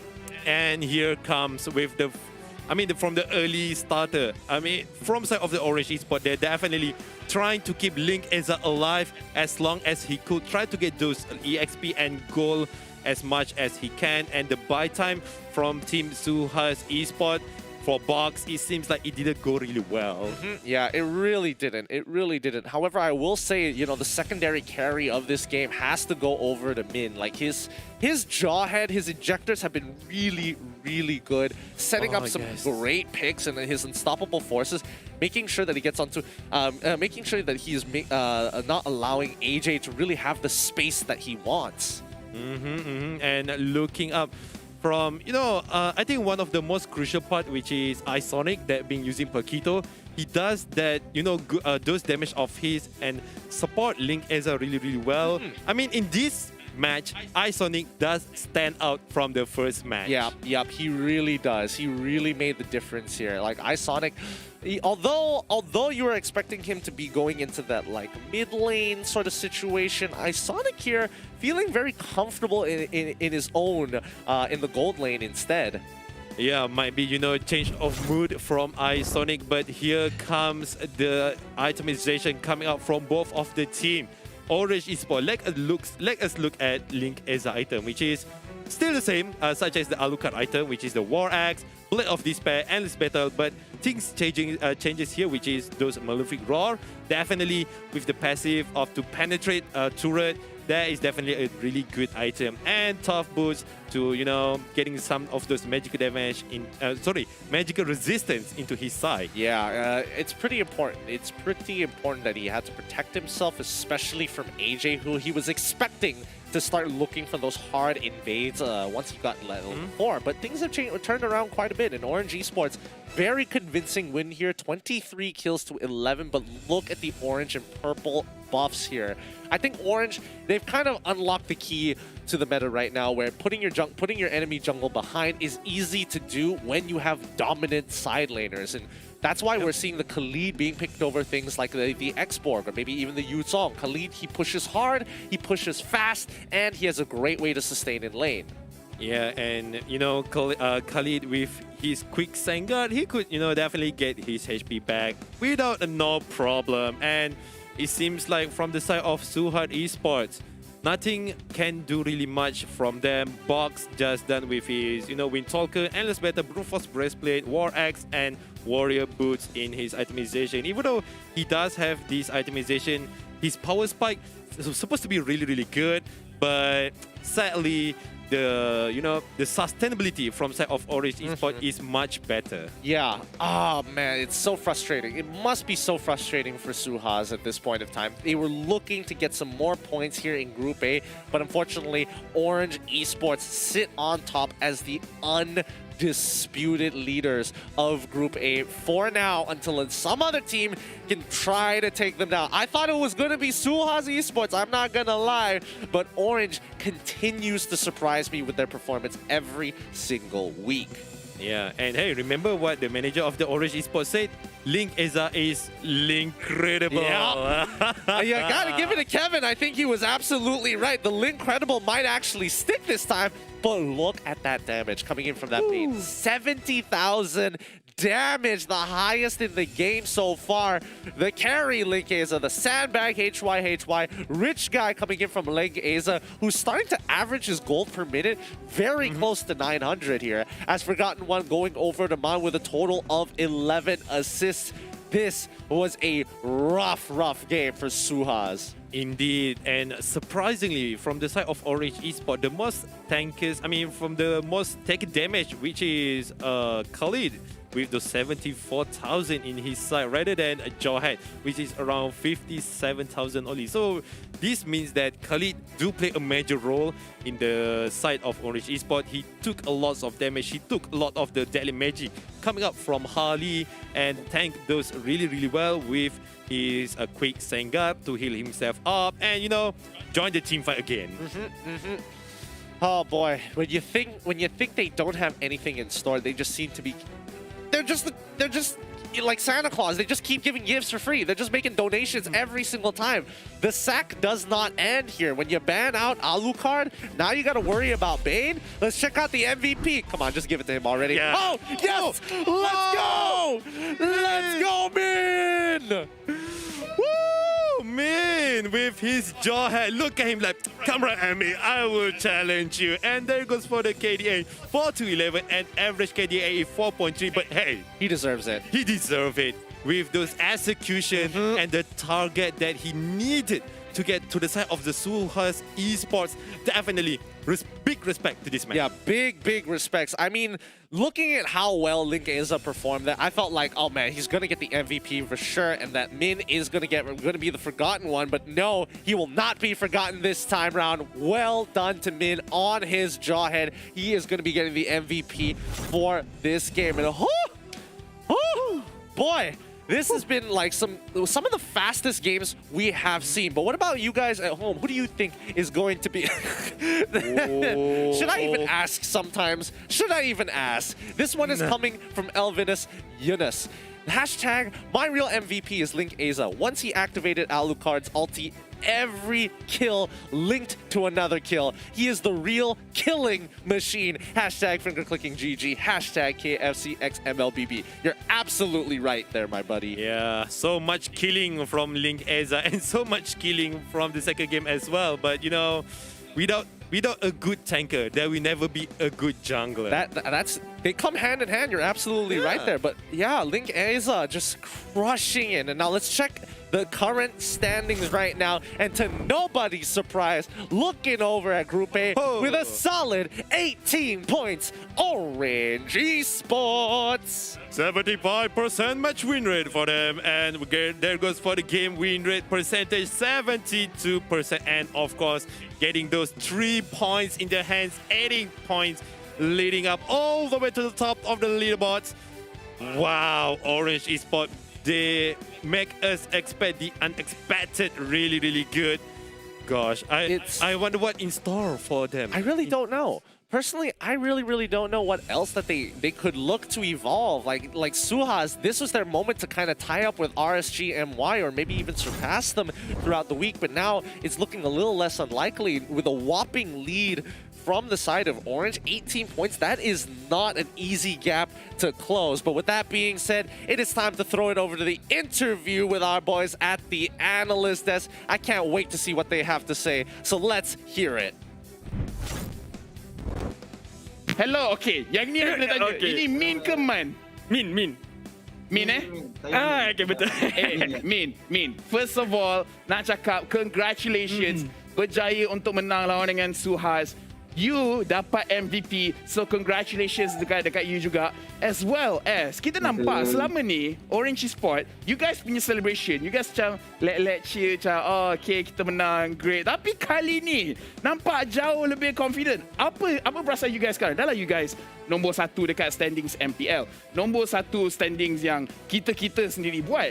As well as, Orange, 18 point, RSG 12. Perbezaan yang sangat besar. How are you guys feeling right now? Perasaan saya agak bangga lah dengan tim saya kerana kita orang masih kekalkan konsisten untuk berada di tangga teratas. And then kita buktikan tim Orange bukan pasukan underdog dan akan pasukan satu pasukan paling kuat lah di MPL ini. Honestly, memang nampak macam pasukan yang paling kuat. Tetapi bila kita cerita pasal kekuatan, I juga nak tanya, kekuatan Bane, boleh tak explain macam mana Bane tu boleh keluar pada game hari ni? Okey, kita orang sebenarnya ada screen sebelum ni memakan Bane, and then kita orang mau besarkan lagi hero pool, and then kita pakai je lah Bane. Pakai je. Diorang just besarkan hero pool, and then Link Eza macam, boleh lah ni, boleh lah. Dia try. Dia macam pergi pasar nak guna apa hari ni? Macam, Lukat tak pakai. Okey lah, Bane pula. Okay, saya ada satu soalan lah, Min. Nanti kita akan ada cross group punya game, dan team mana daripada group satu lagi yang rasanya susah sangat nak deal? Susah lah nak deal. Mungkin pasukan yang paling susah di grup B TODAK lah kot, sebab diorang kan stand di nombor 1 di grup B kan. So mungkin TODAK lah. Yeah, makes sense. Dekat kita punya standings pun TODAK looks like to be number 3. Tapi macam mana pun, Min, again, a very good game. You guys perform dengan sangat bagus. Tetapi sebelum I lepaskan you, ada tak apa-apa yang you nak cakap kepada semua fans Orange Esports? Okay, pada support kita orang, fan Orange Esports, kita ucapkan terima kasih kerana support kita orang. And then mungkin next week kita orang akan keluarkan meta yang lagi baru. And then korang tunggu je lah. Very nice. You dah agak I nak outro apa. Anyways, thank you very much, Min. You have been a very good sport. Thank you kerana join interview. And yeah, dekat situ kita boleh nampak Orange Esports. Macam-macam meta yang diorang keluarkan. And then Min ni cakap, minggu depan kita akan bawa something new. Saya duk fikir apa lagi yang akan dibawa. Okay, ban dah tanda dah. Lepas ni, apa lagi yang Link Eza boleh lakukan? Sebab Bellman Jungle. Bellman Jungle. Siapa dapat skin baru ni? Aldos. Okay. Anything could happen. But anyways, selepas ni, kita akan tengok perlawanan di antara team TODAK lawan dengan Red Esports. Tadi saja, Min dah cakap, TODAK is the top of the standing. So, kita boleh tengok sama ada mereka boleh kekalkan mereka punya performance ataupun mereka akan ditumpaskan oleh Red Esports. So, kita akan pergi kepada short break. Kita bagi masa untuk kita punya players get ready. Kita bagi masa untuk kita punya casters dan sebagainya untuk get ready. So, make sure you guys jangan ke mana-mana. Kita akan kembali selepas ini.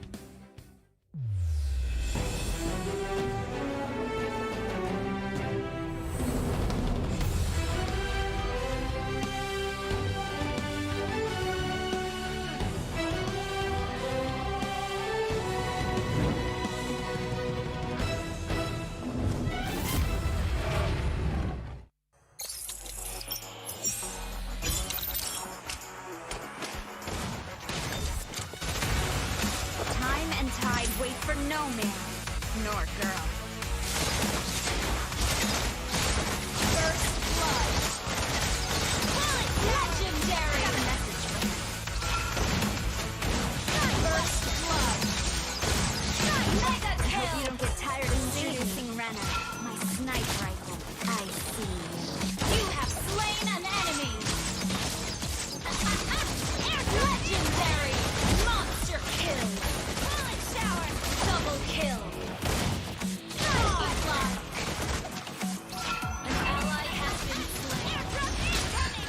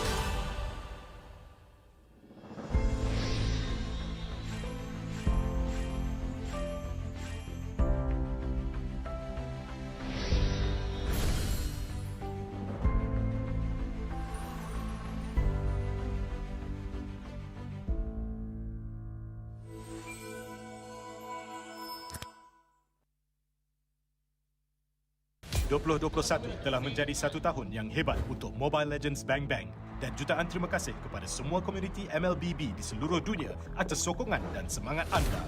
Sekarang, mari kita lihat apa yang telah kita capai setakat ini dan apa lagi yang anda boleh jangkakan tahun ini.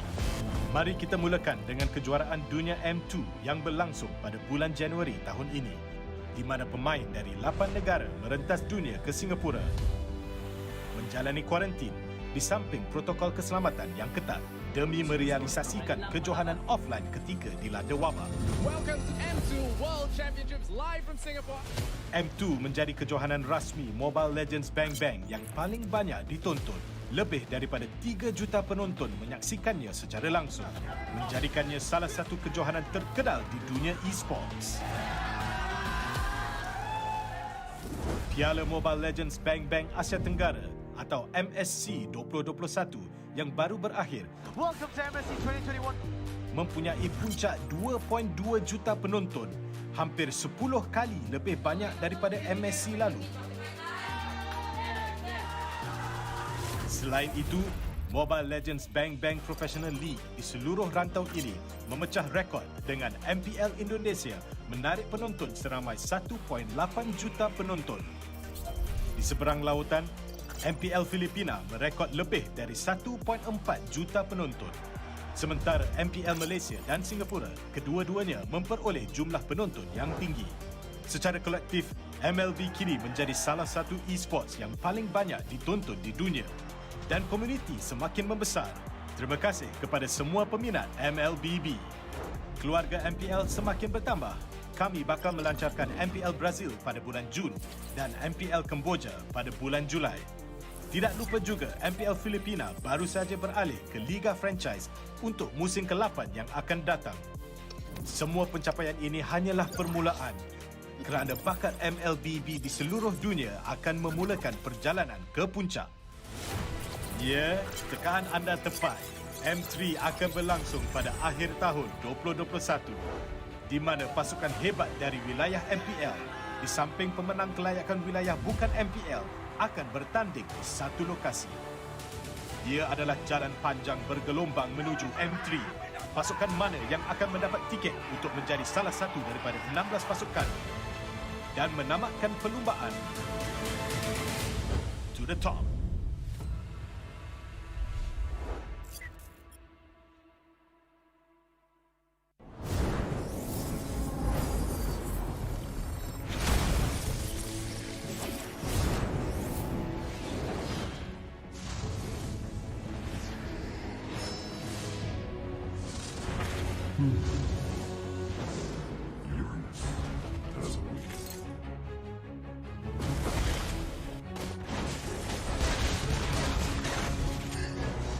Monster kill. Legendary.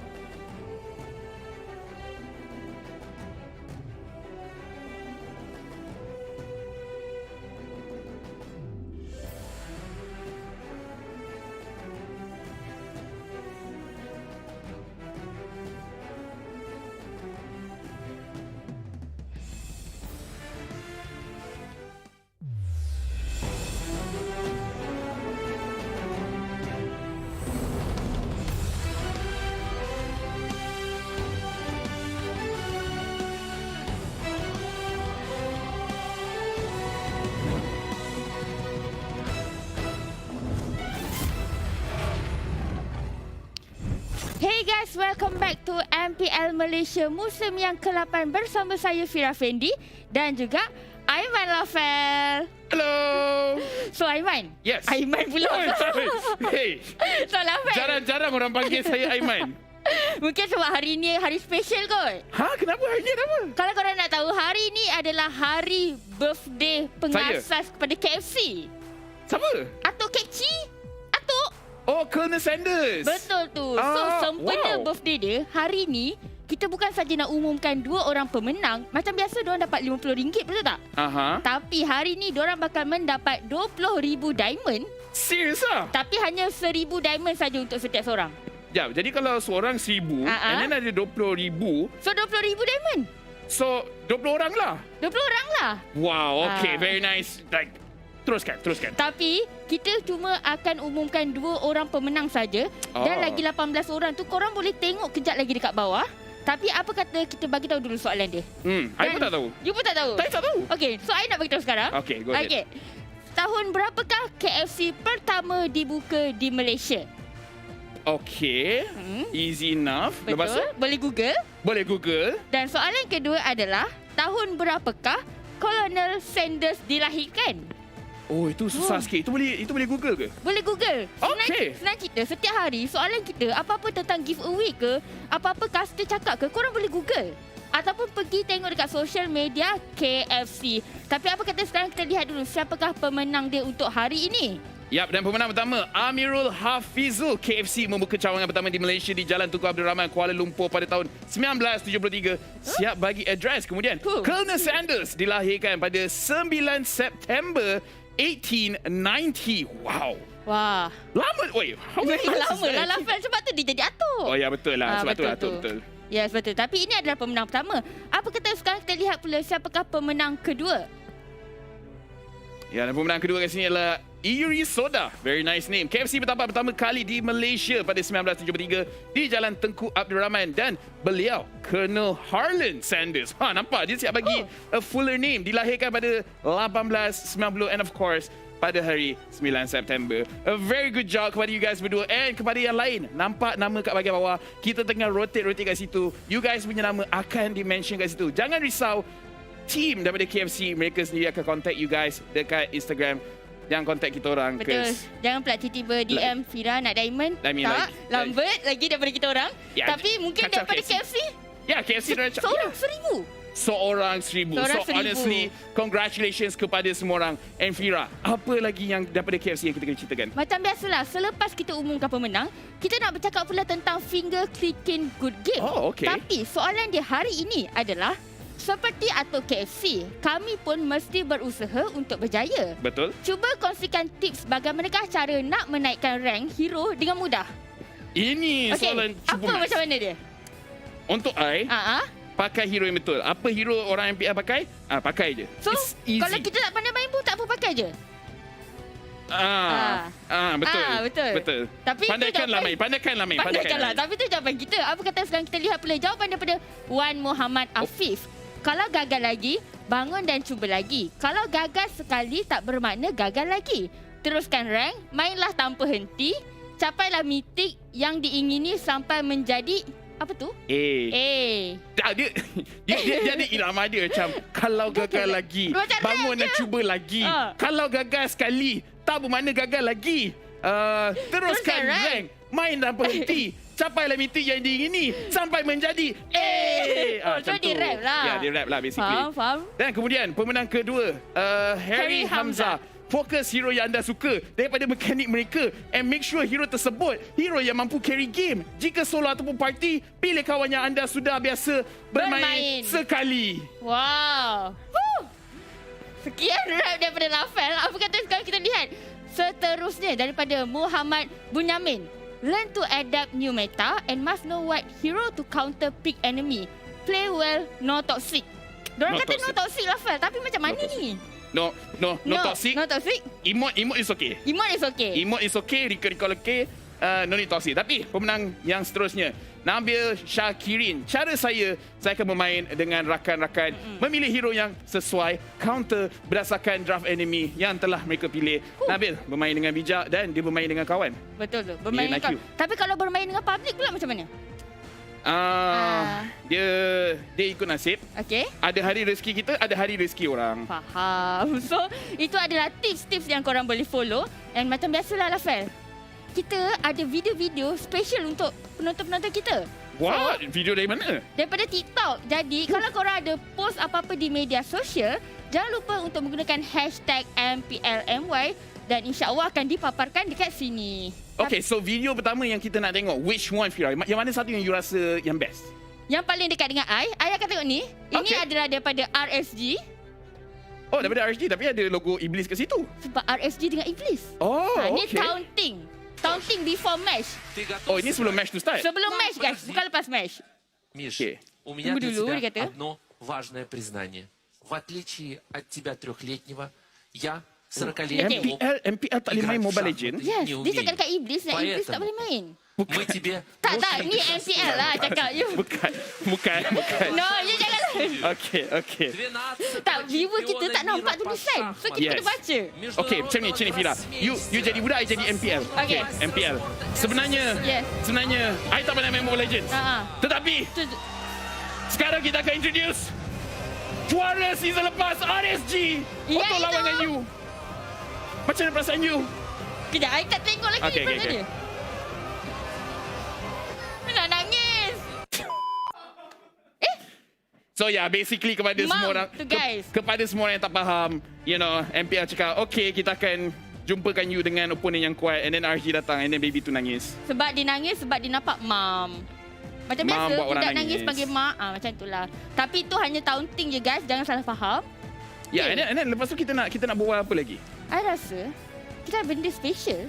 Sebab selalu kita tengok daripada penonton. Tapi apa kata sekarang kita tengok pula daripada caster kita. I tak nak tengok video I. Tak, kita bukan tengok you. Oh, bukan I? I dah tengok you biasa dah. Okay. So kita tengok Adin. Kita tengok caster kita tu Shane Adin. Tajuk dia adalah rahsia seorang caster. Oh, Wizi dia kuat betul lah. Okay, study MPL gameplay. You je. You like study, practice depan cermin. Dia bercakap. Kenapa dia tak practice dengan kita? Tak tahu dia. Practice depan penonton. Tak jadi kita. Kenapa dia tak nak cakap dengan kita? Sekejap, okay. Kejap, Fira. Captain Shah, dia suka berbual dengan pokok. Betul. Adin berbual dengan kucing. Ya. Woi, macam lonely sangat je orang-orang MPL ni. Janganlah macam tu. Woi, kesiannya guys kita orang. I berbual dengan dinding. Yang tu I tahu dah. I berbual kosong keliling ni. Tapi okay, next thing. Mana satu yang kita nak ceritakan? Next video, I rasa Give family. Boleh? Give fam lah, boleh. Alright.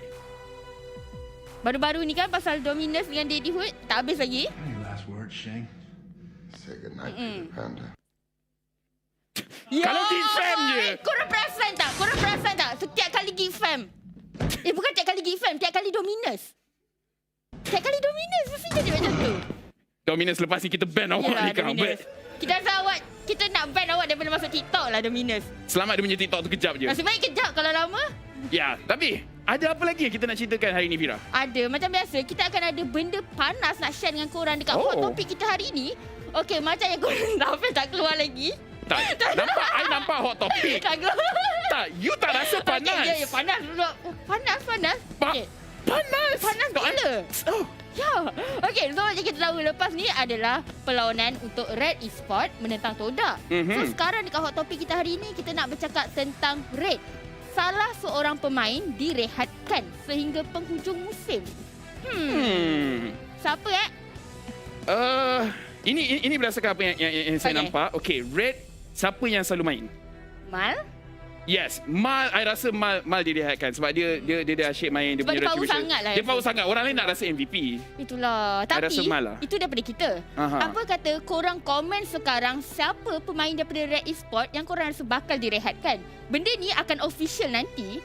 So korang kena follow update daripada social media Red Esports. Ya, again kita tak tahu. Maybe Mal, maybe saya Jin, mungkin Aaron, maybe Aaron. Kita tak sure. Tapi Ash. Sebab selepas ni Fira, kita akan nampak TODAK lawan dengan Red. So mungkin kat situ kita akan nampak clue-clue sikit. Siapa yang tak main hari ni, maybe dia yang direhatkan. Mungkin, tapi bukan bermakna itu 100% betul. Mungkin orang sakit perut ke apa, kita tak tahu. 80% betul. 80% betul. Adakah player yang tak bermain untuk match hari ini bakal direhatkan sehingga penghujung musim? Tapi lah nak bercakap tentang tu, you rasa selain daripada tu, apa lagi punca-punca yang mungkin dia tak bermain? I don't know, mungkin just in terms of game time, diorang scrim fokus 5 orang tu saja. Tapi honestly, untuk kita nampak macam mana diorang punya result, kita kena tengok diorang punya game selepas ni, Fira. Ya, betul tu. Ini bermakna kita masih lagi ada satu lagi perlawanan untuk hari ni, hari pertama. Tapi Lafel, kita dah banyak cakap. And player-player pun dah get ready. Okay. Penonton-penonton, I nak cakap customer pula.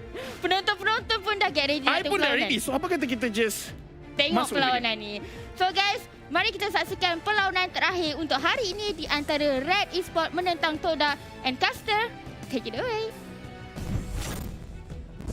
Thanks, Fiona and LaFell. Again, the hot topic strikes again. Red, spicy, and leaving the burns for the teams. One of my personal favorite segments here. My name's Getting Cute. This is going to be Cross here at the MPL English Broadcast Season 8, which is powered by Munson, powered up with KFC, official freshness partner by Rexona, Man, official digital telco, Udo, as well as celebrating moments with Nescafe partners in esports, TikTok, WeTV, Secret Lab, and esports charts. We are already on the final best of 3 of today to end off the first day of week 5. Indeed. Is it going to be another 2-0 or is it going to be the real best of 3 between Team TODAK versus Team Red Esports? But here is the lineup for today, which is Team TODAK. They will bring in Moy, gonna be switched up with Yums, and it seems like this is going to be the first 5, which is Momo, Formace, Moon, Chiku guys, and as I mentioned earlier, Moy. This is going to be the same lineup that they were bringing throughout Season 7 and have narrowed down. We're seeing Momo with this Belleric pick. Super annoying to deal with. A great wombo combo with the likes of Chiku, depending, or even Ajik, depending if they're using the Claude. Formace, he's been having an outstanding performance overall, but, you know, a couple of times we're seeing him in and out of the game. Yeah, indeed, I agree with you. But also don't forget Moon, the one and only, the one who changed the whole team of Team TODAK. Without Moon, I think TODAK is, you know, partially like missing one of their parts over there. So yeah, Moon gonna fill in the gap with also Chiku, of course. And as we can see, TODAK is currently trying new meta. Yeah, they still are, which to me, I think it is good to see a team experiment, but right now it's about standings, right? How low in the standings do they want to be? If they want to achieve upper bracket and secure the upper bracket spots, they need to start racking up the points earlier rather than later, having a good bit of buffer before moving on to the next phase. But their upcoming competitors, after having a really strong performance last week with the new addition of Saiyajin, Aaron, Mal, Ash, and Harry to back him up. Yes, definitely. Saiyajin, one of the new roamer of Team Red Esports. He definitely does live up with expectation because, you know, Saiyajin, one of the not former MPL player, but he does have the experience. But, you know, I'm definitely going to look forward with Mal. Is he going to be, you know, Link pickup? Because as we can see, which is the KDA is 36, 15 to 26. A lot of kill given to Mal and a less much death. I mean, one game, he doesn't even death at all. Yeah, I mean, Mal is going to be how the team is going to be playing around him. They're designed to play around Mal. However, people like Ash and as well as Harry have been stepping up. Ash looking a lot more consistent. Harry, unfortunately, is in this position where some of his plays, the ideas are really, really good, but when it messes up, it could cost the game. Let's look at some of the predictions here. Coming in from the caster, it looks like you and me this time are going to be on the same page. With TODAK this time round, the only people believing in red is going to be Adine, it is going to be Artha, and as well as LaFell, 4-3 majority in favor of TODAK.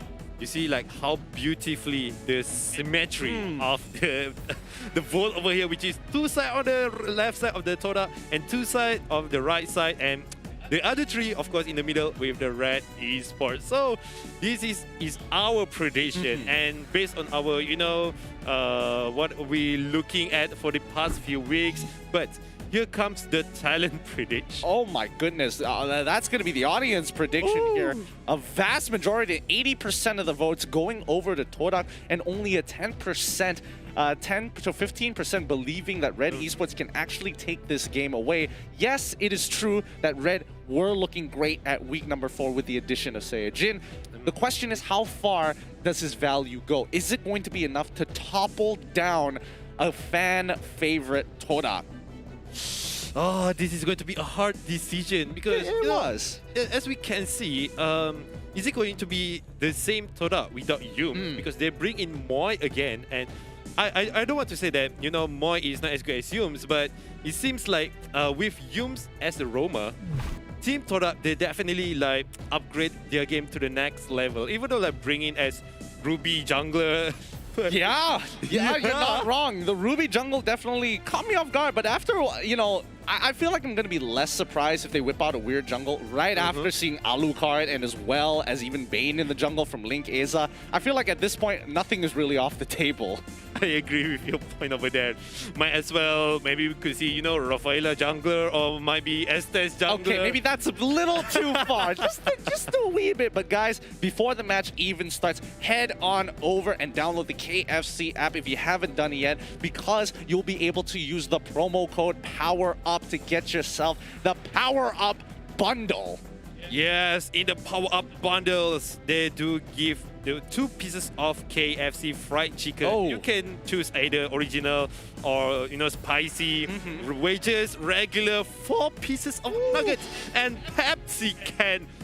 Oh boy, this is gonna fill up my stomach really good. Now guys, remember, this is only from the 13th of August all the way until the 21st of October, so get it while it lasts. And based on what I've heard so far, like the hot and spicy that we've been bringing up, it's been sold out. That's how crazy it is. But don't worry guys, even though you didn't get your hot and spicy, there are still diamonds to be won. Now, I want to make it very clear. This is how it's going to work. For the secret code, right, to earn it, you first have to go to KFC Malaysia's Facebook to guess the secret code, log in to the KFC website or the KFC app, depending on which you prefer, and spend a minimum of 15 ringgit on KFC delivery or self-collect between 9th September to get, 9th September to the 21st of October. And that's not all. You have to go to the kfc.com.my/MobileLegends to answer the hint to the secret code to redeem your 300 diamonds. It's a number of steps, and if you are watching the MPL,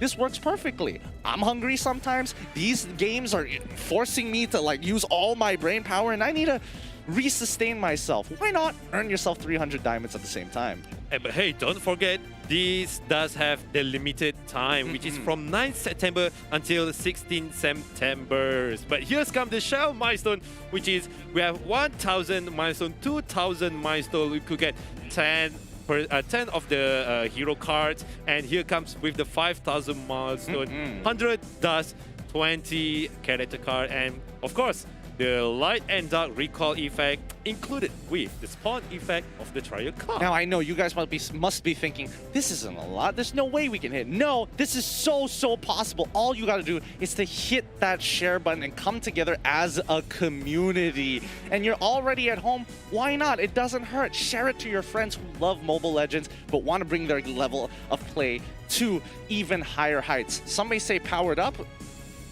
Yep, some might say, we're really good at this game, but... Yeah, you haven't seen a professional game just yet. Yeah, but here come the stats of the team TODAK, which is most of the pick of the favorite hero, which is Benedetta, Roger, and also Balearic, but with the average KDA of 3.0 and average GPM of 7.5k. I mean, they're able to kind of rack up that gold really quickly. The KDA is looking a little on the lower end here compared to some of the other teams, mainly because their games really stretch out long. They play all 3 of those games, which again skews the data a little bit. Now, most banned heroes, and this is where it gets interesting. We're seeing the Hayabusa, the Paquito, and as well, more importantly, the Ruby, a hot pick in the MPL scene.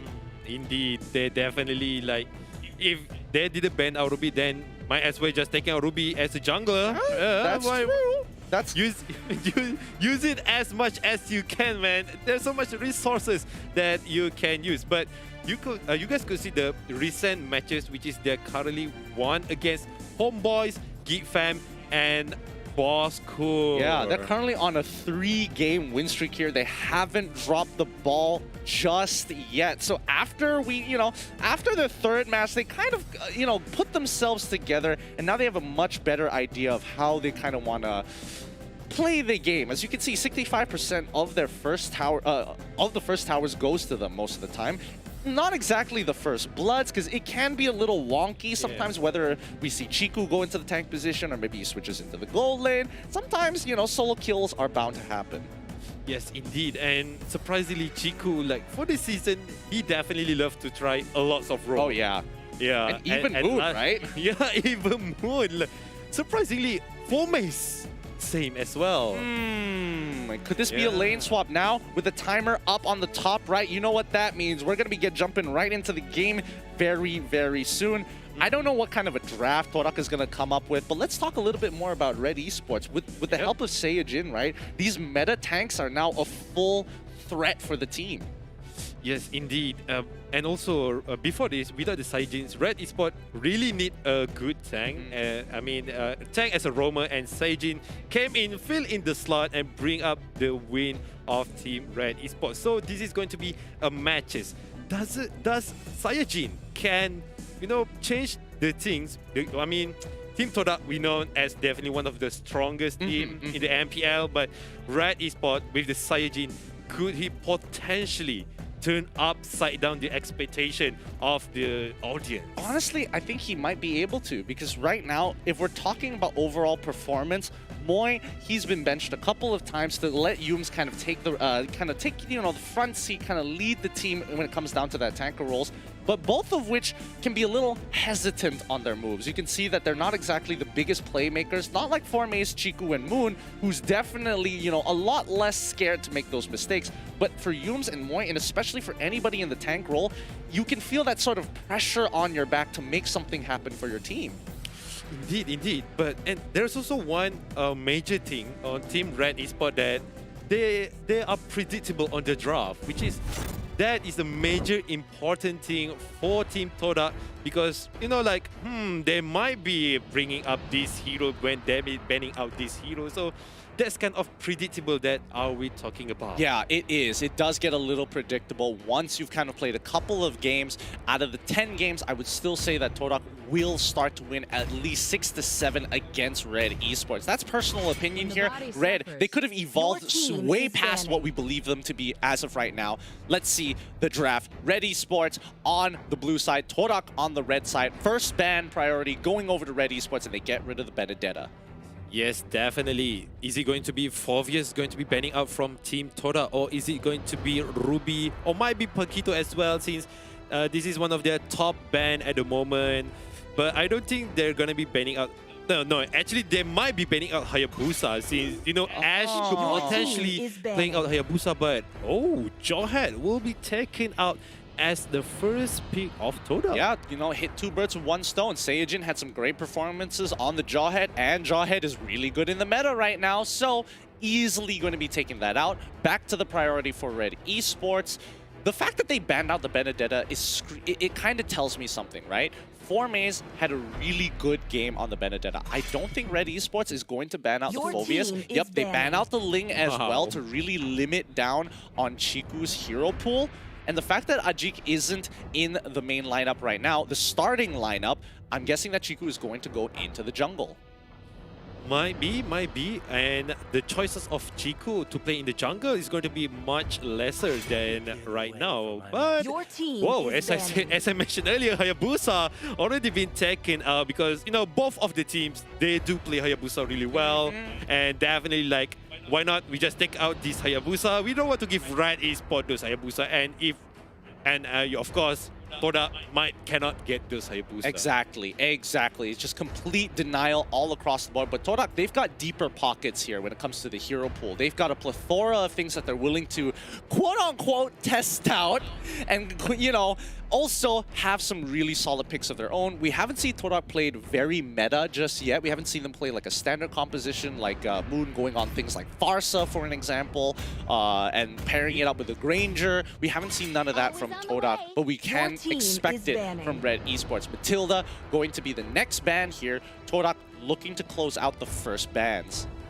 Yes, this is going to be a crucial moment since Paquito is still on the board and Xbox as well. There goes for the Esmeralda. I mean, a lot of the side laners still on the board to be picked up for both of the teams. So, what is it going to be from the side of the team TODAK? Are they going to be take out Paquito? I mean, one of the major hero that is going to be picked of all of the team. Might as well for the Phoveus.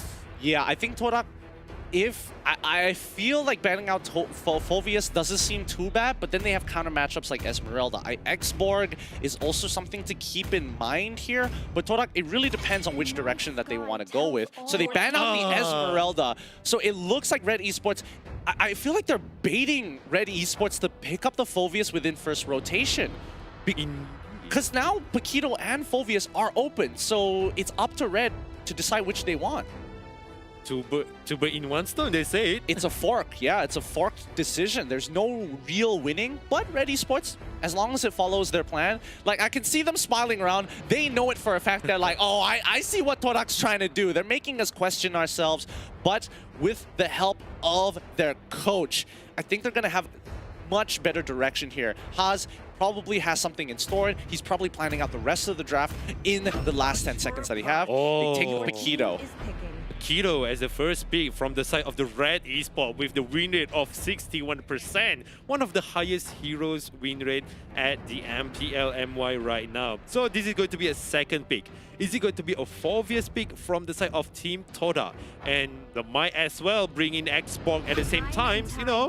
But, okay, Beatrix as the first pick, and there goes for the Phoveus. But it seems like it's tough, yeah. It's a tough matchup to have, as we can see that, you know, even though you get a Paquito, the matchups don't look very fun. You have to either deal with the Beatrix or you have to deal with the Phoveus, both of which not great. Not great at all. And if you think that, you know, maybe Red Esports could probably do something against the Beatrix just could go into the mid lane.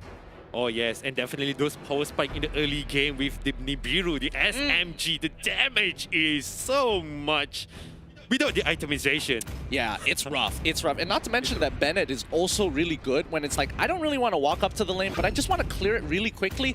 Bennett does a great job at just that. Now, Red Esports, we're seeing the Ruby pick up here, which I definitely thought that TODAK would have wanted to get over the Beatrix, but that's, you know, it's up to pure preference. I think that it's all right.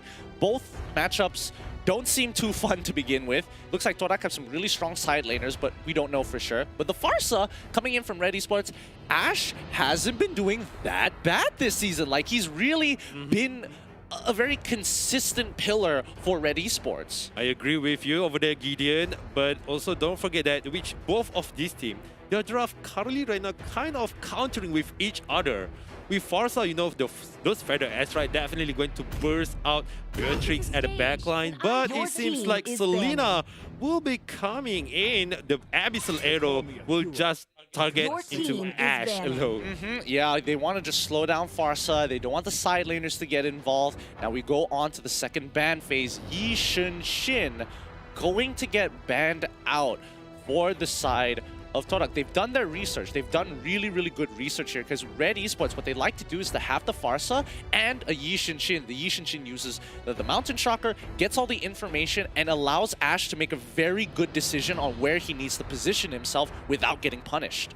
Yes, definitely that is a really good strategy coming up from the team Red Esports. But is it going to be the pick on the Yisushi or not? But oh yeah, of course, Yisushi already been banning out, and there goes for the Xbox. Already banning out from Team Red Esports, and really quick ban Team TODAK banning out Roger as well. They don't want those potentially early game power spike for Team Red Esports, because as you can see, if Red Esports does get Roger on the side, they do have the potential power spike in early, mid, and also late game as well. Okay, I can definitely understand why they wanted to go for something like a Roger. Again, their lineup looks relatively squishy except for Phobias. Like, Beatrix is susceptible to Roger-like and Pounce. Same goes for Selena. They can't necessarily win those 1v1s unless they have the snowball rolling. But Red Esports, they're focusing on counter matchups. X-Borg, gone. Ruby, you know, if it's against Beatrix, there's nothing much I could say, but get rid of the X-Borg and as well as the Barat. So at the very least, either the Ruby or the Paquito will be able to kind of control the lanes. Yeah, definitely. But you're thinking the Phobias pick from Team TODAK, isn't he going to be like hard counter for Team Red Esports? Since like two of them already have those kind of dash skills, especially Ruby on the passive and Paquito, of course, with the jab and knockout strike. But in the two last pick from Team Red Esports is going to be a crucial part. Is it going to be a hero that need dash, or is it going to be a hero that just, you know, stick at one point, but kind of risky at the same time, because TODAK does have Kufra to be picked as their tank. Kufra as their tank. Their mid lane doesn't have a lot of pushing power, but they have great setups, you know, strong Abyssal Arrows stun setups, as well as the Tyrant's Rage into the Tyrant's Revenge. Natural wombo combo, lock them against the wall. Phobias comes flying in. Makes sense to me. I think Red Esports, there's a number of ways they can deal with this. They can go for a Popo and Koopa. They could go for a Cho potentially. And no, they instead go for the Cho as well as the Saber. They want the hard lockdown. They want to tell TODAK, no, now that you've revealed that Beatrix is definitely going into the side lane, you're not going to have a fun time at level 4. Yeah, definitely. But is he going to be a Saber jungler at this moment? Because... Oh, yeah, that's a good point! Yeah! See?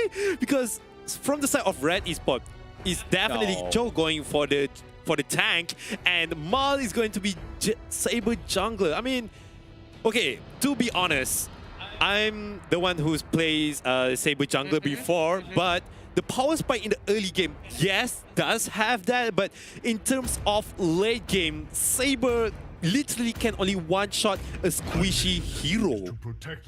Oh my goodness. Wait, what? They locked in another tank? TODAK is like, we're not tanky enough. We don't have the thickest, biggest squad just yet. But with Hylos, they've covered the fact that they have the thickest squad and the slowest moving speed. But with the glorious pathway, my goodness, they are going to be running headfirst into their opponents here. We're seeing Mal is going to be playing Paquito this time. It's a Paquito jungle. Ash and Aaron going into the side lane with a Farsa. So it's going to be Saber and Cho. Red Esports, strong pick off here. Lots and lots of peel. They want to work together with the Farsa. Whoever can combo with her will make it work. That is the lineup Red Esports wants to play. That is the gameplay that they intend. But TODAK, on the other hand, they say no. We don't care what kind of hard pickoff you had. We're going to be so thick, so strong, so tanky that you don't have a chance.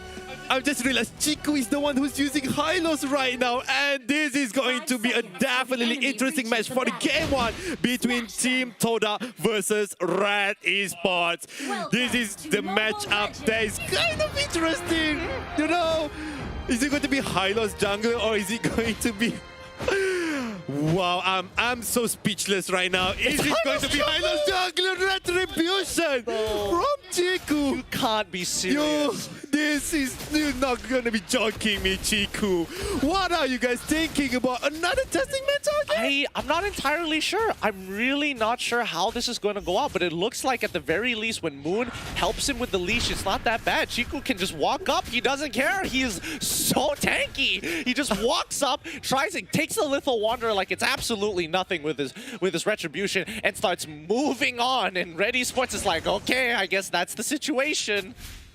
But you know, one thing that part of the crucial plan from Team TODAK is they need to buy time for Momo to done up with his itemization, and might as well with Fomis at the same time. So from Team Red Esports, their winning condition is, you know, just try to target Momo most of them, And I think to take down Formace is definitely a no-no because Formace is definitely really hard to be taken down. But Momo on the other side just literally can one-shot with those triple swift. Exactly.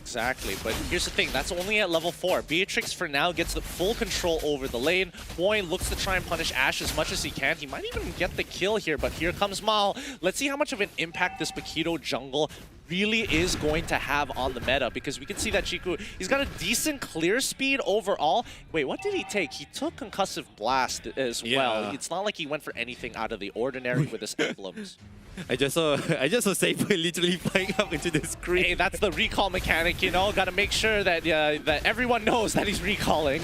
Yep, but here comes at the turtle side. It seems like Team TODAK, they definitely have the advantages over the turtle contestant. But Saiyajin's just nearby to the front and what we could see happening right now.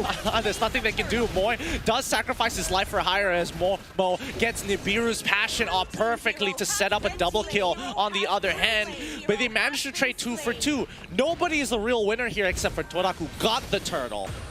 And here comes the first blood bounty. You guys could redeem the redemption code at the link that will be, put down below. Also, don't forget to claim or to get your 300 diamonds at the Facebook page of KFC Malaysia. Oh my goodness, the wombo combo didn't even have a chance to breathe. The triple sweep into the feathered airstrike. Moy gets to walk away to tell the tale of how his buddy got one shot before he could even blink. But they're going to try and turn this around. Moy, he wants to get back under the safety of his turret, but there's just so much peel and hard CC for the side of Red Esports that it's going to be tough to kind of not get caught out when you're just walking along the river. Oh.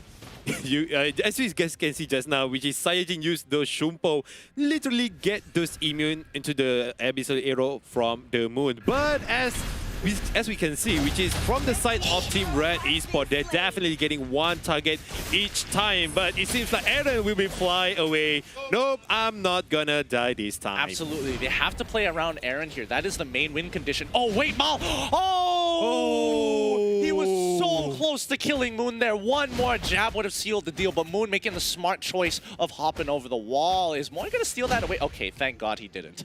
So here's the thing about Paquito jungle. I mean, it does really relevant because of the damage of the Paquito, but in terms of to try execution a team fight, Paquito does not really suit very well because of the stacking that he needs. But looking at the team, a little bit scuffle be going on, but nothing casualty will be taken. Yep, Ashe, he's going to take so much damage. No! He stands in the middle of the range. He had nothing left to get on out of there. However, Mal was able to find a kill onto Moon for now. But TODAK, they want that front to front. They want to make sure that Mal can't get into the backline. They've got the thickest boys on the squad, and Moy, he's literally going to mark Mal the entire game. Yeah, definitely with those bouncy ball, one of the greatest counter for Paquito of those dash skill. Then there goes for the turtle, will be taken by Chiku. I've been wondering like how Hylos holding those turtle buff on his own. I mean, if he wasn't tanky enough, the turtle buff is just going to give him an extra shield to make him tankier. Harry takes a good amount of damage here. Oh! Oh, Saiyajin with a hard block there onto Moy. Forces out his flicker, but he may have saved his teammate without even realizing it.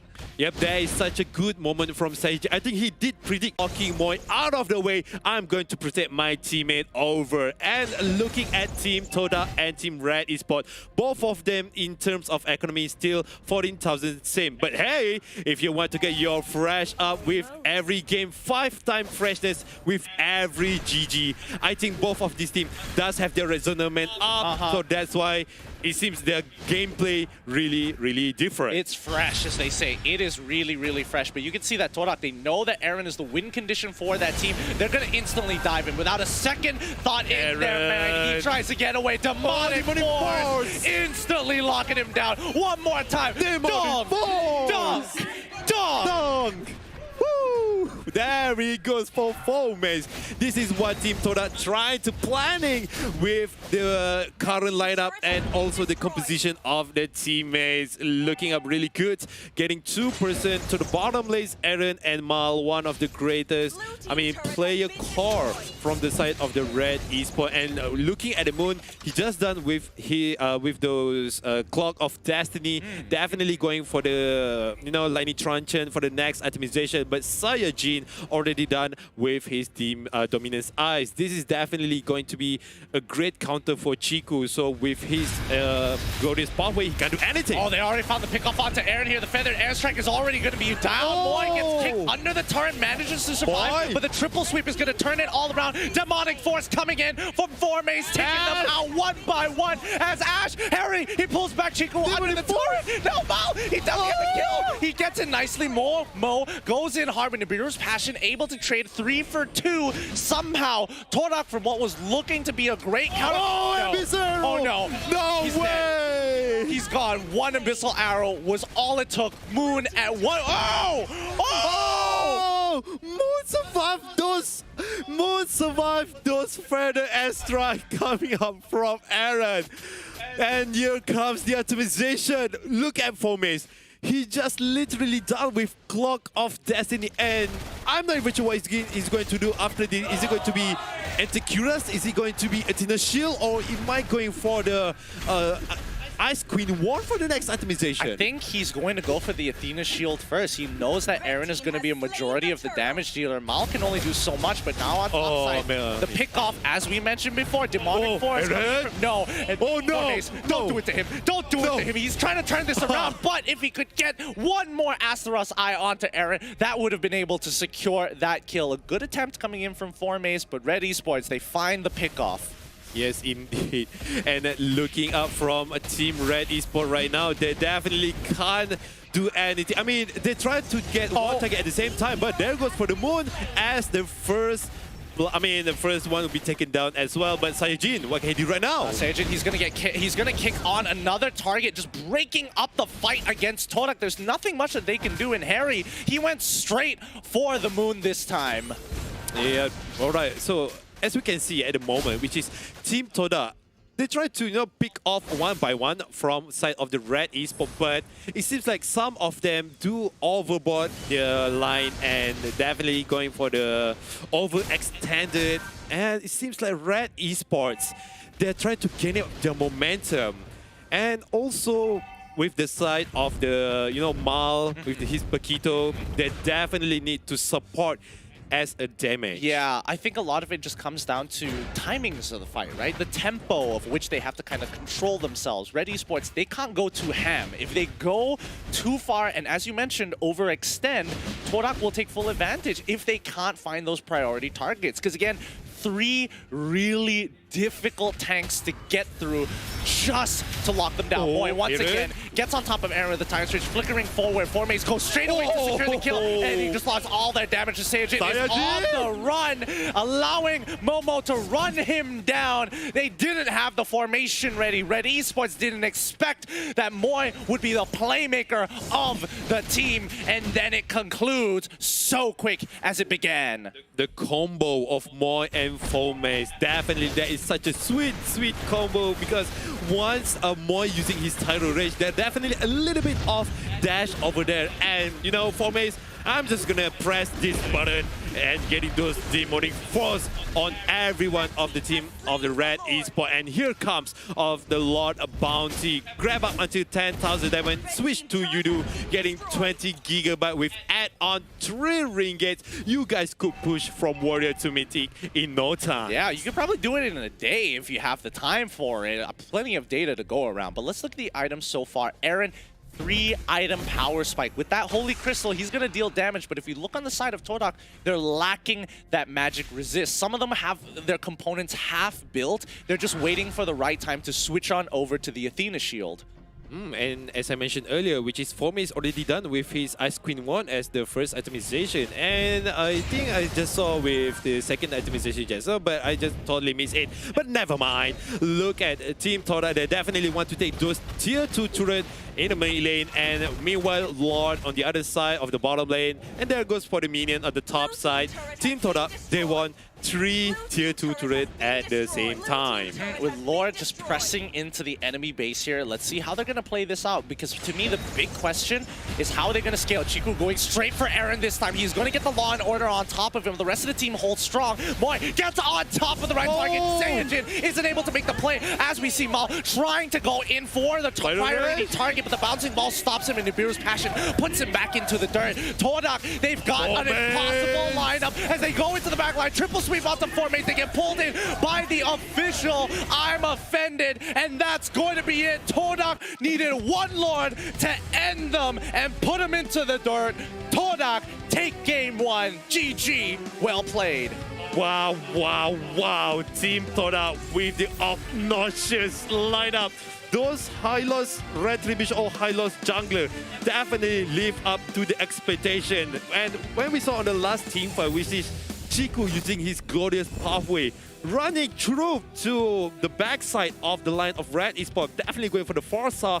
And once the Forza already, cancelled out her Feather Airstrike, that is the moment TODAK strike in. Exactly. That's why it's so timing based. It's one of the few times we see in the MPL where we're seeing different compositions from either side. Like Red, they were looking at what TODAK were doing, they were trying to adapt, and they realized, okay, we got to play our own game now. Their draft a little out of the ordinary, no point trying to read into it. And for TODAK, they understood almost straight away what Red was looking to do. And that's just well done. Just well done all across the board. And here comes the highlight powered by U2. Looking at Team TODAK, they definitely know what are they doing with Chiku getting into his... I think one of the reasons why Chiku is the one holding Retribution is Hylos is so tanky that he is so hard to be taken down. And, with those glorious pathway, Chiku could literally can regen up his HP and sustain at Turtle for a long amount of time. Yeah, I think, when you see a high loss, you're thinking, man, he's really hard to kill. You can see even here, like, trying to kill Chiku takes a lot of resources. You need so much time and effort. And how much of an impact is Chiku going to bring? This takes away the threat of the jungle, right? And poses it and puts a lot more pressure on someone like Momo, who's going to be the majority damage dealer as well as Formace. So both of them technically are going to be the carries of the team because everybody else can't really do that much unless they get the lockdown. And also looking at from Moon, definitely with the hard support using Selena of the Abyssal Arrow. But here is the itemization built by both of the teams. And let us see items from Chiku. I'm quite interested. Well, such a common item for tank, of course, with the Clock of Destiny, and included with Brute Force Breastplate in Oracle for the next itemization. But looking at Formace, he's already done with his Clock of Destiny, Ice Queen 1, Oracle, might as well. He's trying to beat those anti-curas for the next itemization. But I know why Formace used Oracle, because once Forvius used his first skill and those Demonic Frost, he's gonna gain a lot of shield from there. Yeah, he's just gonna get tankier and tankier, and again, without Esmeralda to kind of protect them or to steal away those shields to make Phoveus more mortal in that sense, then yeah, it is going to be a tough game. But hey, honestly, good job to Moy there. Like, he was doing a really good job zoning out Mal, catching off Aaron whenever his flicker was available. Really nicely done all across the board. Ash, he was trying his very best to try and shut down people like Moon. Again, he doesn't have the best KDA, 1, 3, and 6, because he was getting targeted by the triple sweep time and time again. But Momo here, well done. 4-0 and 3, a perfect, solid game. Even though he didn't even have to build the Blade of Despair, he just knew that if he takes down the right targets, the rest of the team will start peeling for him. Yep, definitely, because as we can see from the side of the Red Esports, they don't have that much of the power unless from Saber and Farsa. But once they already taken out those two, what else could be in their way? I mean, Paquito, but here comes the MVP of the first game, which goes to Formace. with the Foviers. Yep, again, he did a really, really good job. He died 4 times, but he made sure that when he dies, he's bringing along a bunch of the Red Esports members along with him for the ride. With a 2.5 average KDA, nothing too crazy or out of ordinary yet. But let's not forget, TODAK, they like to switch out that roster. We haven't seen a full season of 4Maze, and as he's only played 13 games. Oh, that's kind of questionable, you know, like, is it going to be, is this on the, I mean, on the weekly tournament? I mean, Team TODAK just trying to test out meta. They're not carrying out their true meta, I mean, until the playoff. After this game, how can you really question them? They are just the better players. Regardless of how the draft is looking like, if their players are just better, their players are just better. And right now, TODAK look like they are on fire. They break down the enemy team composition, see what the overall theme is, and look to hit them where it hurts. And yes, definitely. On the games too, what are we going to be presented by them? Is it going to be another tank jungler? I don't know. I don't know. They do this all the time. You can never expect what TODAK is going to bring to the table. You know what? Potentially for a tanker as a jungler, which is Grok, one of the great, tanker in terms of damage. It sounds good, but it doesn't have that consistent DPS, you know? You want to be able to clear the jungle creeps really, really fast, and I think Hylos does a really good job of that, especially since most of the time he just pops up his ring, sits there, just auto attacks and just lets the ability do all the work for him. Indeed. And another tank that I could think of, which is Baxia. There is another team before MPL, before this, they're bringing up Baxia, jungler. That is not surprising, but Aaron from Red, if I remember correctly. Yeah. In counter to GeekFam's Zorn's Fanny. Yes, definitely. I don't know why, I just know that off the top of my head. I've been with MLBB for so long, that's all I know. I don't know our history, all I know is MLBB. Gideon, you do have those kind of archive of MLBB. All is up in your brain, but yeah, what is your expectation on the games too? Is it gonna be a rise up from Team Red Esports or not? I think it's gonna be a fresh game, in a matter of fact. 5 times the freshness with every single one of those GGs, and I've been saying GG well played a lot, so you know that Rexona Men has got you covered at the end of your victory run. Do check out some of their products with the QR code down below. It'll lead you straight to their product line. You could be looking for something a little bit more citrusy, like the Lime Fresh, or you can even go for the Charcoal Detox if you are one of those kind of people who have like a really strong DO and it's like regular deodorant just doesn't cut it no more. Definitely. I need to try out this new product of the Rexona Man. Maybe my gameplay might be more refreshed and more GG at the same time. But hey, look at your screen right now. You could scan Yudu to get those 100 free diamond once you switch to Yudu, of course. Yeah, guys, I don't know how many times we have reiterated this. If you haven't switched over to Yudu yet, I don't know. You're just making a mistake. They're the official digital telco of the MPL for a reason. We only like the best here. Only the best. Simply the best, as some may say. 20 GB worth of data if you just have a quick add-on of 3 ringgit. Just claim their bundle and Yudu has got you covered, whether you're in an LRT, whether you are just having a drive back home, or whether you're just, outside with some friends and you don't have the Wi-Fi password. Yudu has got you covered. But talking about, thirsty, I'm kind of thirsty about Nescafe. And here's come. With the Nescafe, 30% off, no minimum spend. You could get like a tons of Nescafe, but you could only buy this with online. Yeah, so go and scan the QR code to get your voucher to earn that 30% off and some of your favorite flavors or drinks. You can buy it in a bulk order if you want, or you can just buy like me, be a little bit of a nerd. Get a couple for the rest of the day, one for each one of the days. You don't want to go overboard with it, but it depends on you. Especially, have you ever had one of those moments? You come back from work, you're ready, you open up the MPL and it's like, oh, I'm so happy that work is over, and you crack open a Nescafe so that you're nice and focused on the MPL. That's what Nescafe can do for you. Yes, indeed. And one of my favorite Nescafe drink, of course, none other than a mocha, because it's gonna be fresh up my eyes and my thirst of Nescafe as well. But Here comes the prediction. I think it's going.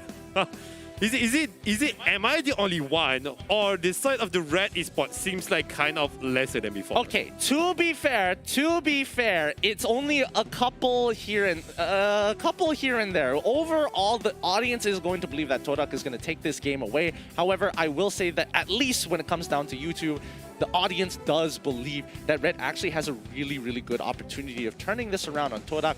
After seeing a weird draft like that, that probably kind of puts them in the right mindset that it's like, yes, TODAK is a beast, but they're not impossible to beat.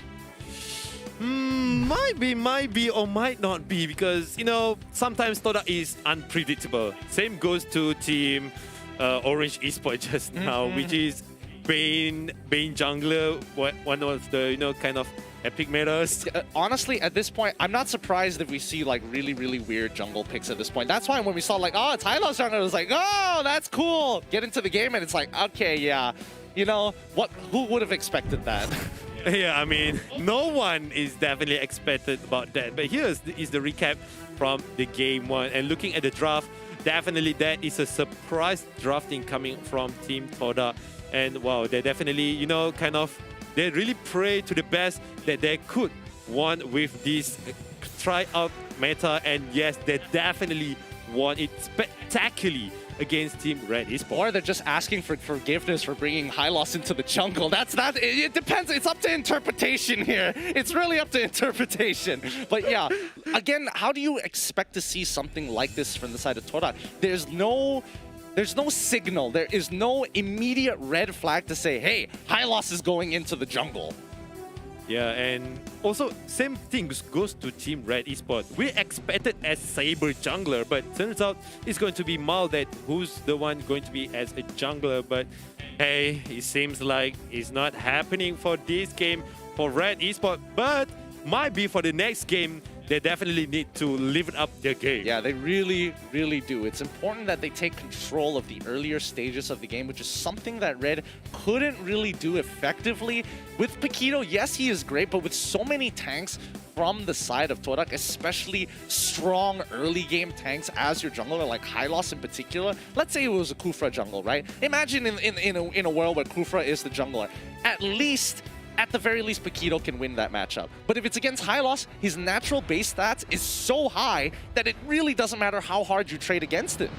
Yeah, it's no matter how hard you try, you can't defeat those Hylos really good. But it seems like Fovius will be taken out from Team TODAK. They're definitely like, nah, I'm out with Fovius. Let's try something new then. Yep, and they ban out Paquito. It looks like things are becoming a little more standard this time round. TODAK understands that, hey, we don't want to be able to give Fovius over, and if Esmeralda is still up, we have no control over that. Might as well get rid of it. Hayabusa, going to be the follow-up ban coming in from TODAK, who is on the blue side. Red Esports finally in their own colors on the red side, banning out Matilda. It might be Link going to be banning out from both of this team, because, you know, Mal with his Link is so overpowered, and same goes to Chiku. Definitely both of them need to be banning out Link. But is it going to be banning or not? It's going to be other side of the stories, because right now Esmeralda still on the board. What do we have? We still have Benedetta going to be picked up as well. And yeah, as just I mentioned earlier, Link's going to be taken out from Team TODAK. Okay, so two assassins, Harry's top pick, and Benedetta from the side of Red Esports. Okay, so a lot of respect going over to Formaze after his really ridiculous performance the last time they met up, and Red Esports is like, no, none of that. Oh, is it going to be Yuzong for Formaze this time? Because, you know, I miss Formaze's Yuzong to be honest. I do. Like, one of the best gameplay from Yuzong and bringing out by Formaze. That is one of the best gameplay ever. But no way. Is it going to be another Ruby jungler this time? It might be. This is TODAK, to be fair. And knowing that 50.6% of the time Ruby gets picked up with a 32% ban rate, Ruby is one of those heroes that kind of slip through the bans and can really bring a team composition together. Because again, she's great. She's kind of a jack of all trades, not particularly good at one thing, but she is good in so many areas to the point that it fills up the holes in a team composition. Not enough CC? Ruby. Not enough sustain? Ruby. Yeah. If you want damage, Ruby. Exactly. But here comes with Xbox and also what do you call it? Jawhead at the same times. Both of the win rate, Jawhead for the 54% and Xbox for the 46%. I mean, both of these picks does really suit really well because, you know, Xbox can give those of the early game initiate aggression with the fire missile of his. But if he's gonna be against Ruby into the side lanes, I think it's not gonna be a good news for Xbox. I mean, Xbox, he can win that matchup, but it really comes down to the mechanics, right? It really is about snowballing out of control, controlling the waves very nicely, zoning this Ruby and taking the damage to the face. Because again, as long as Ruby doesn't get the EXP lead, Xbox should be fine. Beatrix gonna be picked up once again as well. Wow, Akai this early on into the draft?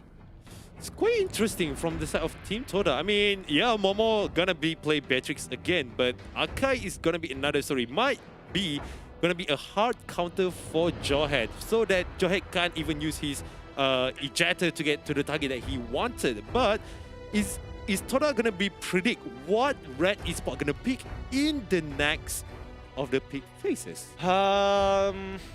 I guess they have to think who could actually get through a lot of these tanks. But they go with the safe option here. They didn't go for Farsa this time. They went straight for the Kagura.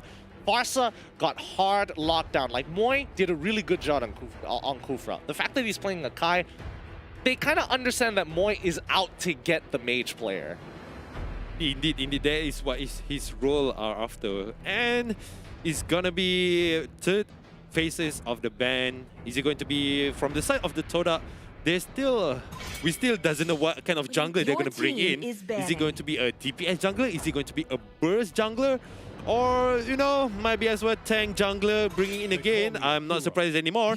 But looking at the side of the ban, it seems like Team Red Esports gonna give those respect to Moon of his Selena. And also from Team TODAK, with Yi Sun-shin, will be taking out the one those, you know, Mountain Shocker, open up the map, giving out information for Ash, burst out using his Yin Yang Overturn. Yeah, that's a good point. That is a really good point here. Although I can't really figure out whether Red Esports is going to be putting Mal on the Xborg in the jungle, or is Harry or maybe even Aaron going to pick it up? Most likely Aaron, but we'll see. Farsa gets banned out here, expected from Red Esports.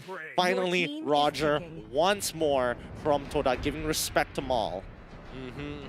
And looking at Team Red Esports, this is definitely going to be an interesting pick. What is it going to be? Is it going to be a side lanes? I think Glid is one of the best choice to fight against, you know, Beatrix and also Ruby at the same times. But also, they could pick out Esmeralda, since, you know, Esmeralda is still kind of open at the moment. Esmeralda goes well against the decently well. I wouldn't even say like it's the best counter matchup out there. It's not like a, you know, Fovea or like a Uranus into Esmeralda matchup where it's very Esmeralda favored, but this Beatrix makes it difficult. It makes it difficult. But yeah, here we go. Esmeralda once again probably going into the gold lane. I guess they want to bait TODAK to make sure that Momo is going to be the one playing in the side lane, rather than switching over to the mid lane. So this is going to be the last and second last pick from Team TODAK. Yo, I'm so nervous right now. What kind of heroes they're gonna bring in, especially from Chiku. I'm guessing in terms of sustainability, Ruby does have that, and in terms of CC, Ruby and Akai does have that. So what do they need is someone that can make a rotation really fast, and also someone who can deal a burst damage at the same time, which is a mage, of course. So, what is it going to be? Could be a Lunox. Alright, it's going to be Lunox as well as a Sylvana here. Is it a Sylvana jungle? I'm not sure, but one thing's for sure, Sylvana is on one of the highest win rate heroes, around 78%. Sylvana win rate. That is a fat win rate. That is a fat win rate. And TODAK has been making sure that they're applying a lot of it to themselves. And Red Esports here are going to go with the Chang'e this time round. So it looks like it's going to be Kagura in the side lane, Chang'e in the side lane, Chang'e in the side lane.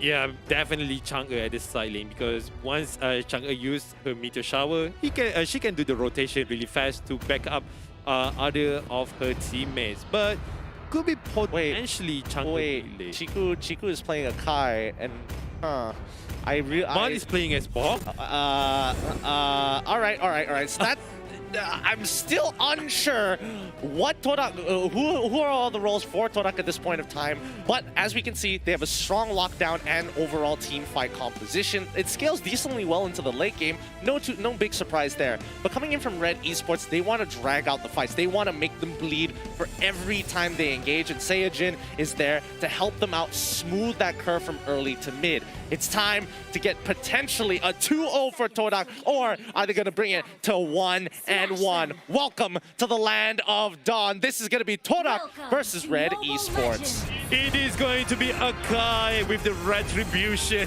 right now.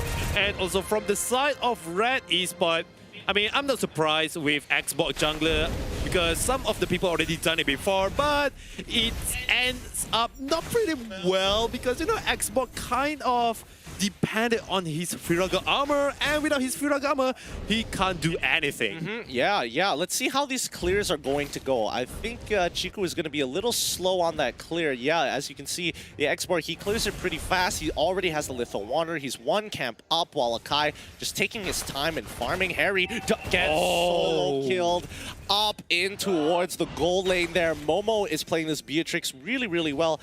Harry has to be careful. Like, this matchup with Esmeralda is not easy.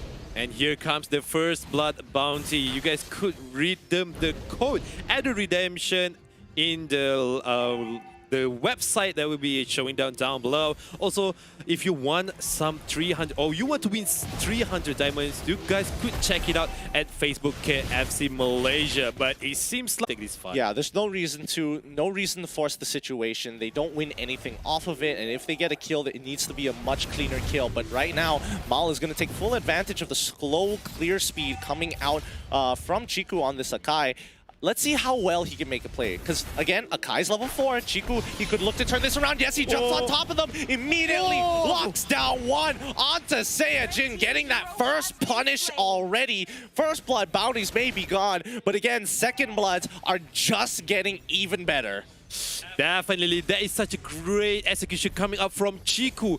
Those Hurricane Dance at the right moment, at the right time, and those Darkening from Moon gonna be taken out. Mal, it seems like Mal is gonna be survived, but not too long. Ash will be taken out more. Might as well. Momo getting revenge on Ash at the same time.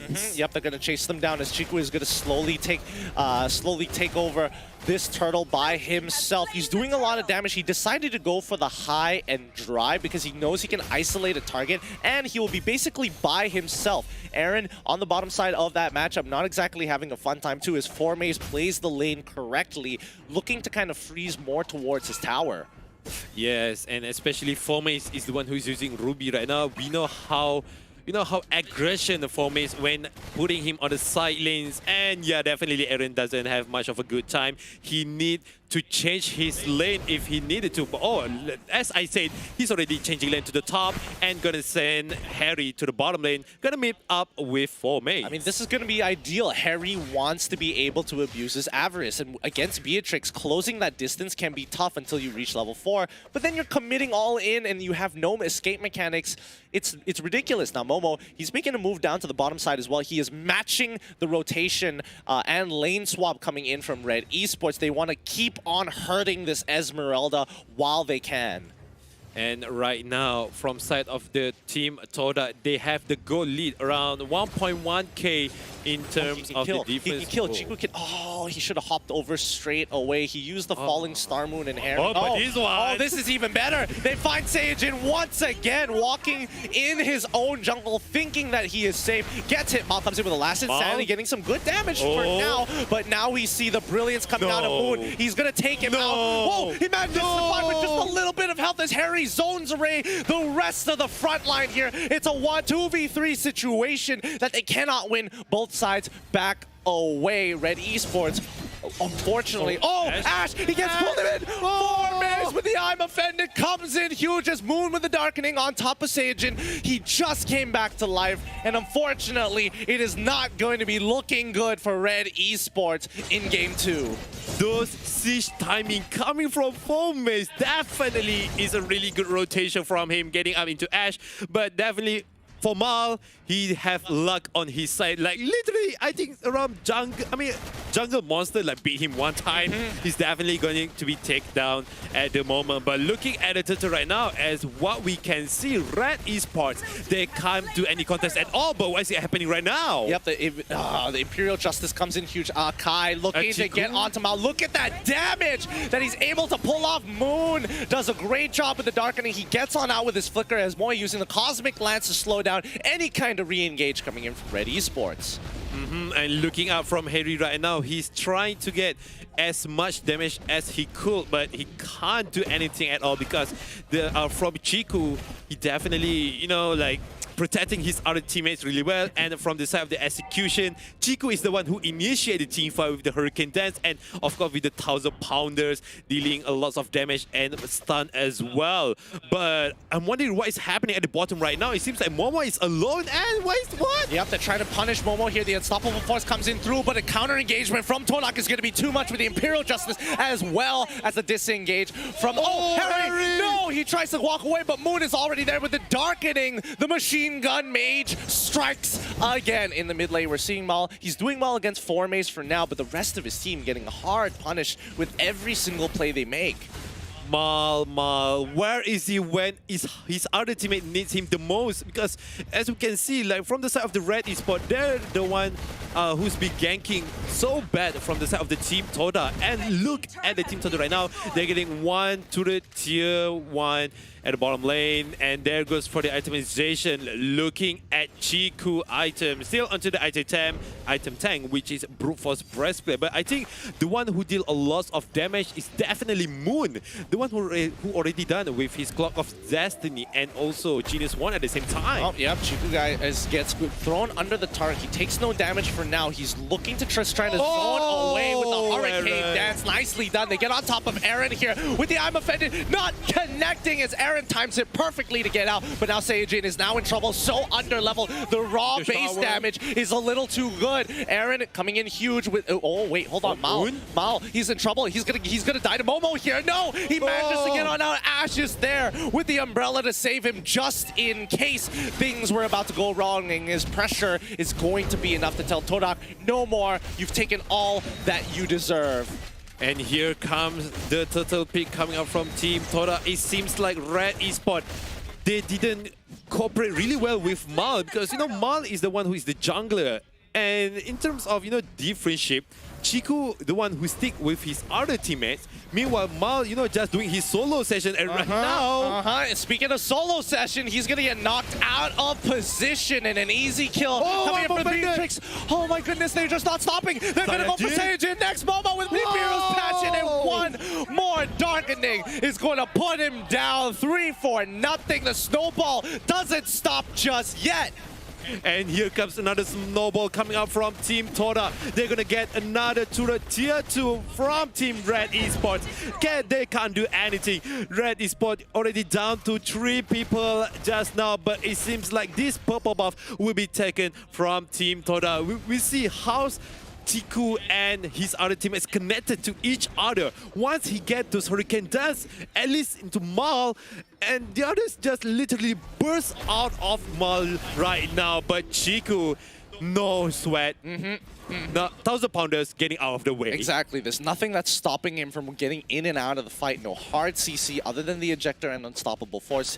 Doesn't matter if he gets hit by a yin-yang overturn. It really doesn't matter. Look, he's just going to 1000-pounder. Oh, wait. Every single time Saiyajin tries to make it happen, there's just not enough burst for the side of Red Esports, or even a snowball for that matter, to make it work. 7k gold lead for TODAK. And looking at the bottom lane, Harry will be taken down by those Imperial Justice and also Is it Momo gonna get Harry right now? Yes, it is with those Nibiru special. But look what happening. It's turning around. Momo is now in trouble as Saiyajin gets on top of him, but it's a little too late as Ash and Mal were not able to follow up in time as Formaze. He finds the I'm offended onto Ash, who tries to dash away. Moon lands. It's puncture. It goes well, but again, the Cosmic lands. It was a good attempt at first, but they didn't have any more damage than that. And here comes the Lord. Is already up on the top lane of side of Team TODAK. Red Esports, they're literally trying to get as much target as they could, but it's just they don't know who they want to get. I mean, if they want to target to Momo, Chico literally used his Hurricane Dance just to swipe everyone away. This is my Momo. I'm gonna protect him as like a jungler should do. I mean, it sounds really weird, but yeah, that's what a jungler should be doing. They're protecting the real carries and damage dealers of the game. I never would have believed that the day would have come, but yeah, we're here right now, and we're looking at the Akai build. Again, he's going full tank. He wants to create space. The whole team is designed to create space for both Moon and Momo to really have their way with Red Esports. And Red Esports, they just have to close their eyes, close their ears, and just take it. And yeah, definitely Red Esports, what they can only do is they hope for the mistake coming up from Team TODAK. And it seems like might be there is no any other chance. Jiku just literally used his Hurricane Dance to swipe away, but Moy might be taken in or not, because literally he can just, you know, dash away with Cosmetic Lance. Yep, Lord is going to be taken down, but they've already lost top and mid inhibitors. With one inhibitor remaining, they cannot defend this as the Lord empowered minions start breaking through. They could look to try and fight this out. Chiku is at 50% HP, which is a little concerning, but he has to hold up that 1,000-pounder. And is it going to be, it's not a one Lord time thing like on the first game before, but hey, Team Red Esports, they did defense pretty well. They're getting as much as, you know, gold and experience as they could from the minute of the Team TODAK, but they lose a lot of those inhibited turret. But what can Team Red Esports can do is, yeah, basically just sit in the base, waiting up for whatever Team TODAK gonna throw to them. And here comes the itemization. Chico definitely focusing more into tank, and I can see might be going for the war axe. Yeah, he might be, but now Chico has already found the lockdown with the Hurricane Dance on towards Saiyajin and locks down Aaron at the same time. TODAK, they are going in hard. They see Mal, they're going to take Mal. Last Insanity is going to pop, but they move away before it does. Formaze, he could look for an opportunity, but the I'm offended has already been used. They get good damage on Saiyajin for now, but Momo will not follow up. The I'm offended comes through onto Ash. They get the kill onto Ash. The Darkening is next. They muscle their way in onto it, and Chico zones away the last member. GG, well played to TODAK 2-0 against Red Esports. Good game, well played, TODAK. Another 2-0 against Team Red Esports. Well done, well done. Such a great meta, such a spectacular lineup they're bringing in with Chiku using Akai as a jungler. I mean, whoever did that is so insane. I mean, they are just the better players here. Right now, that's all I can say. With a draft like that, maybe in the international tournaments, it will start looking different when we get closer to M3. But so far, they are just flexing on some of these MPL teams. It is looking kind of nuts. Oh, he's so nuts coming from Chiku just now, but oh boy, oh boy, oh boy. Yeah. This is my first time experiencing such a great, you know, lineup, such a great metas bringing out by all of these teams. They definitely didn't stick to the old metas, but here comes hashtag the real MVP. Tell us who is your real MVP is and why. Don't forget to hashtag MPL MY real MVP with your most creative comment and stand a chance to win a prize. Oh. Yep, it's going to be a Demon Lord skin this one, so get creative down in the comment section down below or even the chat depending from where you are. Just make sure you have the hashtag MPL My Real MVP. Now, truthfully, who do you think is the MVP of this game? Because even for me, I'm like, man, that was a hard tell. Like, it could be Momo, it could be Moon, but Chiku also did kind of good. Yeah, I know, right? Like, there's 3 of them that definitely can be a real MVP over here. But here comes the highlight. How about you do? I think, okay, to answer your question about the real MVP, I'm going to go with Chiku because his execution in terms of team fight with those Hurricane Darts, getting into a target that he definitely needed to, such as Ash, such as Aaron, or might as well Saiyajin as the tank of the team Red Esports. I mean, that's the weird thing, right? It's strange to see Chiku play in the role that he's comfortable with. He knows how to play the jungle. He's pretty much had a 100% win rate when he is in the jungle. But every time you see him play tank, it doesn't look like it's going well. So then he took the idea, you know what? What if I play tank in the jungle? Big brain coming up from Team TODAK. 300 IQ right there. No, it's over 9,000 over there. Too strong, as some may say. Dangerous even for himself. But yeah, this game, it was really rough on Red Esports because they weren't entirely sure how to get on top of Moon and as well as Momo. Like Momo, yeah, it was a little simpler, but Saiyajin kept trying to play a very traditional style of game. He was like, hey, I'm going to look for Chiku. I'm going to look for their first initial tank. I want to get that pick off, but it really doesn't matter when you have a team lineup that can't follow up on that CC. Even if you did get the unstoppable force down, by then it's too late. Chiku would have already used the 1,000-pounder, created some distance, gets hit by the unstoppable force, and literally just walks away from the fight.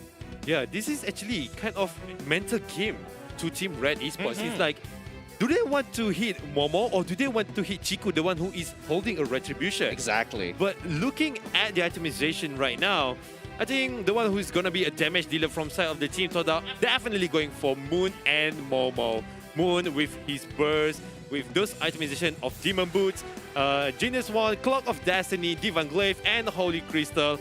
The damage of Moon is so sweet in the lips. Yeah, I mean, it's so good. It's so good how much space they created. For Mace, he didn't even have to play a very big role. He was just looking to kind of follow up on the disengage from both Moy and Chiku guys. Like, Moy would come in with the Imperial Justice to slow down Red Esports, and when Mace comes in, you know that the fight is basically done. He's just looking for more. He allows the team to greed when he lands the I'm Offended onto his primary targets.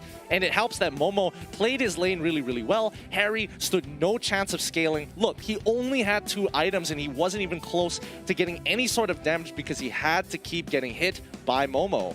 Yeah, even though he's bringing up Purify just to, to counter all of the CC, it's just not enough because we have Moy that using Imperial Justice. We have Mace that been using I'm Offended. A lot of CC from Team TODAK. So that's Purify basically just nothing to them. Let's check out some of the post-game stats here to see who has been dealing the damage. And yep, it looks like it's going to be Moon as the carry. The Sandbag Saiyajin getting heavily punished this game from Team TODAK. Rich Guy going over to Momo. He's been farming very happily with all the kills that's coming into his pocket, and even bigger smile on his face. And the Forgotten One going to Moy with his total of 9 assists. Look at those. The most damage dealer from Team TODAK is definitely going for Moon, 54,000 into his hand. And the secondary one is Momo with 38,000. But it seems like from the side of the Red Esports, Saiyajin really tanked those a lot. Almost same goes to Esmeralda from Harry, but it seems like poor Saiyajin got locked by this Hurricane Dance. He literally can't do anything about it. Yeah, he really can't. And I think Red Esports, they had a general idea of as long as we, prolong the fight for as long as possible, use the X-Borg to burn down their tanks, we should be able to win this. But unfortunately, that's just not how it goes with TODAK. With the CC that they have, with the lockdown that they have, the fact is, Red Esports could not identify that Lunox and the Beatrix were going to be the main damage dealers, and they needed to get those two more than anyone else on the enemy composition. Indeed, they are. So this is going to be the conclude of the game for today, which is TODAK getting 1 against Red Esports 2-0. It's going to leave a bittersweet ends on the side of the Red Esports with such a composition from Team TODAK. There is definitely no one been using it before, and I'm hoping that Team Red Esports, they're going to realize from this situation, which is there might be a change in terms of drafting, or might be, make something that could counter what Team TODAK brings in for today. Yeah, I mean, I don't know how much information teams are going to get off of these 2 games coming in from TODAK versus Red Esports for their own research, but I myself, like, it's hard to break down how exactly this composition worked out so well. Was it just the side lane control? Was it the fact that, you know, that TODAK had some iframes to work with on Moon? Did they know that people are going to generally forget that Momo was dealing the damage? A lot of factors came into play that Red Esports just couldn't catch on. Indeed, I agree with your plan over there. And oh gosh, if I'm the one who's fighting with TODAK, I'm also kind of having a mental, not mental problem, but it's kind of, you know, confused. Who should I target to? Should I target to Chiku, the one who is definitely holding Retribution? Or should I give more priority to Momo and Moon, the one who's dealing a lot of damage from the side of Team TODAK? This is definitely one of the mental games bringing out by Team TODAK. And these things will particularly brings out another level of the gameplay if the other sides know what they want to do. That's where I feel like TODAK takes advantage of teams in the MPL, right? It's like you expect them to play meta. They know what the meta shape looks like, and then they start carving a big circle around it, really taking advantage of how teams have hyper-focused on the meta and coming up with weird picks like this where truly they are the better players, they play stronger together as a team, the communication is clean, their execution is starting to have that level of polish that I'm expecting to see during playoffs.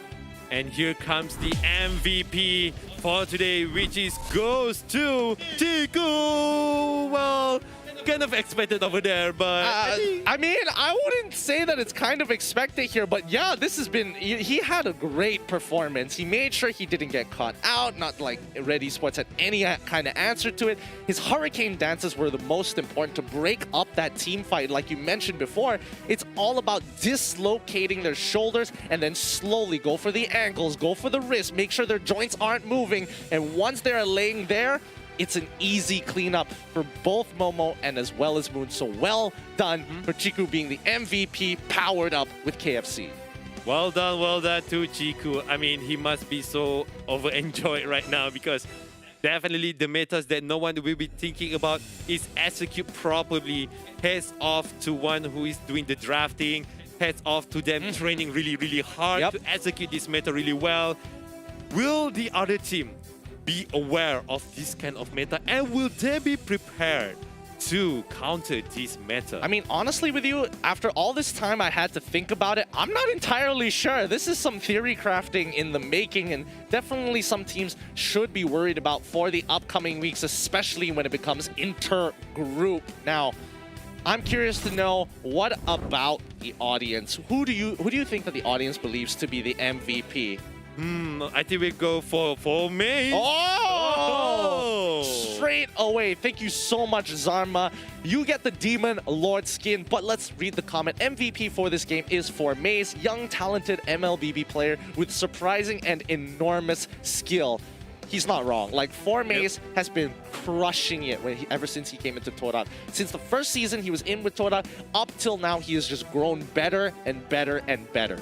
This is what a young blood talented always have in, you know, the spirits in the soul, the burning with the power of patience. And congratulations again to Zarma Norhaidan getting those Demon Lord skin, epic skin for Valir. Oh gosh, I wish I have that skin because, you know, Valir currently right now getting buffed a lot. But here comes the standing overall for this season, and wow, look at that.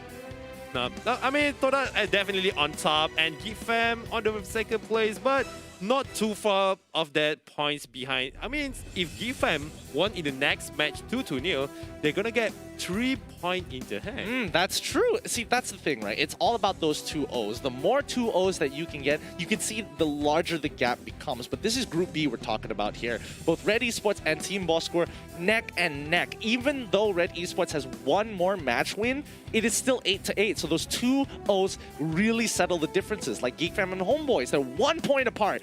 Everyone is looking to get to that top spot, and it could switch at a dime.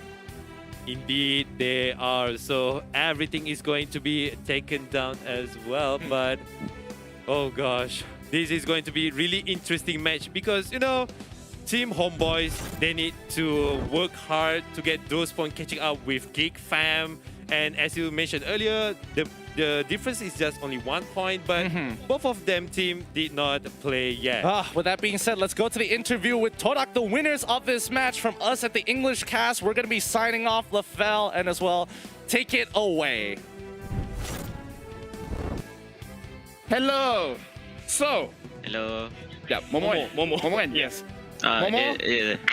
First of all, nak cakap big congratulations. Bukan setakat menang lawangan Red Esports, tetapi menang besar. Now, I akan terus masuk kepada soalan because kita semua nak kena tahu dari mana datang high loss jungle dan juga Akai jungle ni. High loss jungle dengan Akai jungle tu datang daripada Ciku sendiri. Masa dia live stream, dia try sedap pula kan bawa. So kita orang decide untuk bawa dekat MPL ni. Ada beberapa orang kontak I cakap, Ciku akan main high loss jungle tau. So macam, takkanlah. Ini bila okay, lepas ni I akan percaya cakap viewers. But another question. Sekarang ni team TODAK masih selesa duduk kat tempat pertama dekat bahagian group B. So Momo, in you punya own opinion, team TODAK, adakah you guys dalam keadaan selesa sekarang ataupun still rasa tak senang duduk dengan kedudukan kat group B? Kita orang rasa selesa sebab kita orang yakin yang kita orang takkan kalah dah lepas ni. Well, dengan performance yang tadi, dengan bawa tank as jungler, I tak boleh nak refuse apa dia cakap. Okay. Saya ada satu soalan, Momo. Season yang lepas kita tahu TODAK lawan dengan Red, bawa Mia dan juga Laila. Kali ni, season ni, lawan dengan Red juga, bawa High Loss, bawa Akai. Ada apa sebenarnya? Lawan dengan Red je bawa kind of macam beta yang Hero of Meta. Hero of Meta. Ada dendam ke? Ada apa-apa strategi sebenarnya? Tak ada apa-apa dendam pun. Cuma idea tu datang last minute. Just kita bawa je lah. Dia memang macam tu. Dia macam kebetulan masa kita nak bawa stream, you guys lawan kita. You guys jadi apa orang kata victim yang pertama. Tapi honestly, Momo, you punya own performance tadi, especially dengan Beatrix, looks very very good. Tapi sebelum I lepaskan you, ada tak apa-apa yang you nak cakap kepada semua fans team TODAK? Okay, kepada fans TODAK, terima kasih kerana menyokong kita orang walaupun kita orang kalah ke menang. Terutamanya family saya. Dan saya nak cakap kepada Red, boleh? Boleh, go. Boleh. Kepada Red, jumpa pada season depan kan kalau korang layak. Lepas lagi lah. Okay, wow, okay. Very good. Very good interview. I akan lepaskan you sekarang because oh my terima kasih. God. Okay. Dia nampak sebelum ni dia nampak macam anak-anak soleh, tak spicy. Tapi kali ni Red pedas. Tapi dia cakap tak ada dendaman. Tapi mana macam ada. Macam ada. Jumpa next season kalau korang lepas playoff. I dekat situ kalau I rate more macam wow. Ini kejap lagi kena. But honestly Milo, great games today. Apa pendapat you about all of the games? Boleh dikatakan Orange ada draft yang sangat menarik untuk disaksikan. TODAK pun ada draft yang menarik untuk disaksikan. Jadi tak sabar nak tunggu cross group nanti. TODAK lawan Orange. Draft siapa yang lebih hebat? Yeah, honestly, in terms of kedua-dua team, kita boleh nampak diorang punya performance is looking very good, but this is the situation where semua orang dalam keadaan yang selesa. Tetapi macam mana pun sekarang, kita kena terus pass kepada Fira untuk end of the day. So Fira Fendi, please take it away. Terima kasih kepada caster dan juga analisis kita sebentar saja tadi. And hi guys, bersama saya Fira Fendi. Jadi kita sudah pun sampai ke penghujung hari untuk hari pertama minggu kelima kita kali ini. Jadi tanpa membuang masa, apa kata sekarang kita lihat siapakah 10 orang pemenang yang bertuah untuk lucky draw. Okey, dan tanya kepada Hazim Irsyad Muhammad Zaidi, Aidil Fadli, Muhammad Arif, Wan Izul Islam, APC Sofik, Muhammad Nur Rashid, Wan Ahmad Mursyid, Ahmad Watsan, Irfan Syahmi dan juga Safwan Juan. Jadi kalau korang yang tak menang dan masih lagi berminat nak join kita punya lucky draw ni, senang sahaja. Just like dan share live stream kita setiap hari bila anda menonton menggunakan caption yang paling menarik dan anda berpeluang untuk menjadi pemenang kerana setiap hari kita akan memilih 10 orang pemenang guys. Jadi apa kata sekarang kita lihat pula jadual perlawanan untuk hari esok. Dan besok kita akan ada 3 match. Match yang pertama adalah RSG menentang Iblis, manakala perlawanan kedua adalah di antara SMG menentang Suhaz Esports. Dan perlawanan ketiga adalah di antara Tim Boskur menentang Geek Fam. Jadi guys, kita masih lagi akan berjumpa di tempat yang sama kerana kita bersiaran di Facebook dan juga TikTok. Tapi untuk pengetahuan anda semua, MPL Malaysia musim ke-8 kali ini dikuasai oleh Muntun, Power Up with KFC, disegahkan oleh Rexona Man, Digital Telco rasmi kita iaitu Yudu, raikan bersama Nescafe, rakan isukan TikTok, WeTV, Secret Lab dan Esports Charts. Jadi kita akan berjumpa lagi esok di hari kedua minggu kelima MPL Malaysia musim yang ke-8. Dan saya Fira Fendi, selamat petang dan stay safe.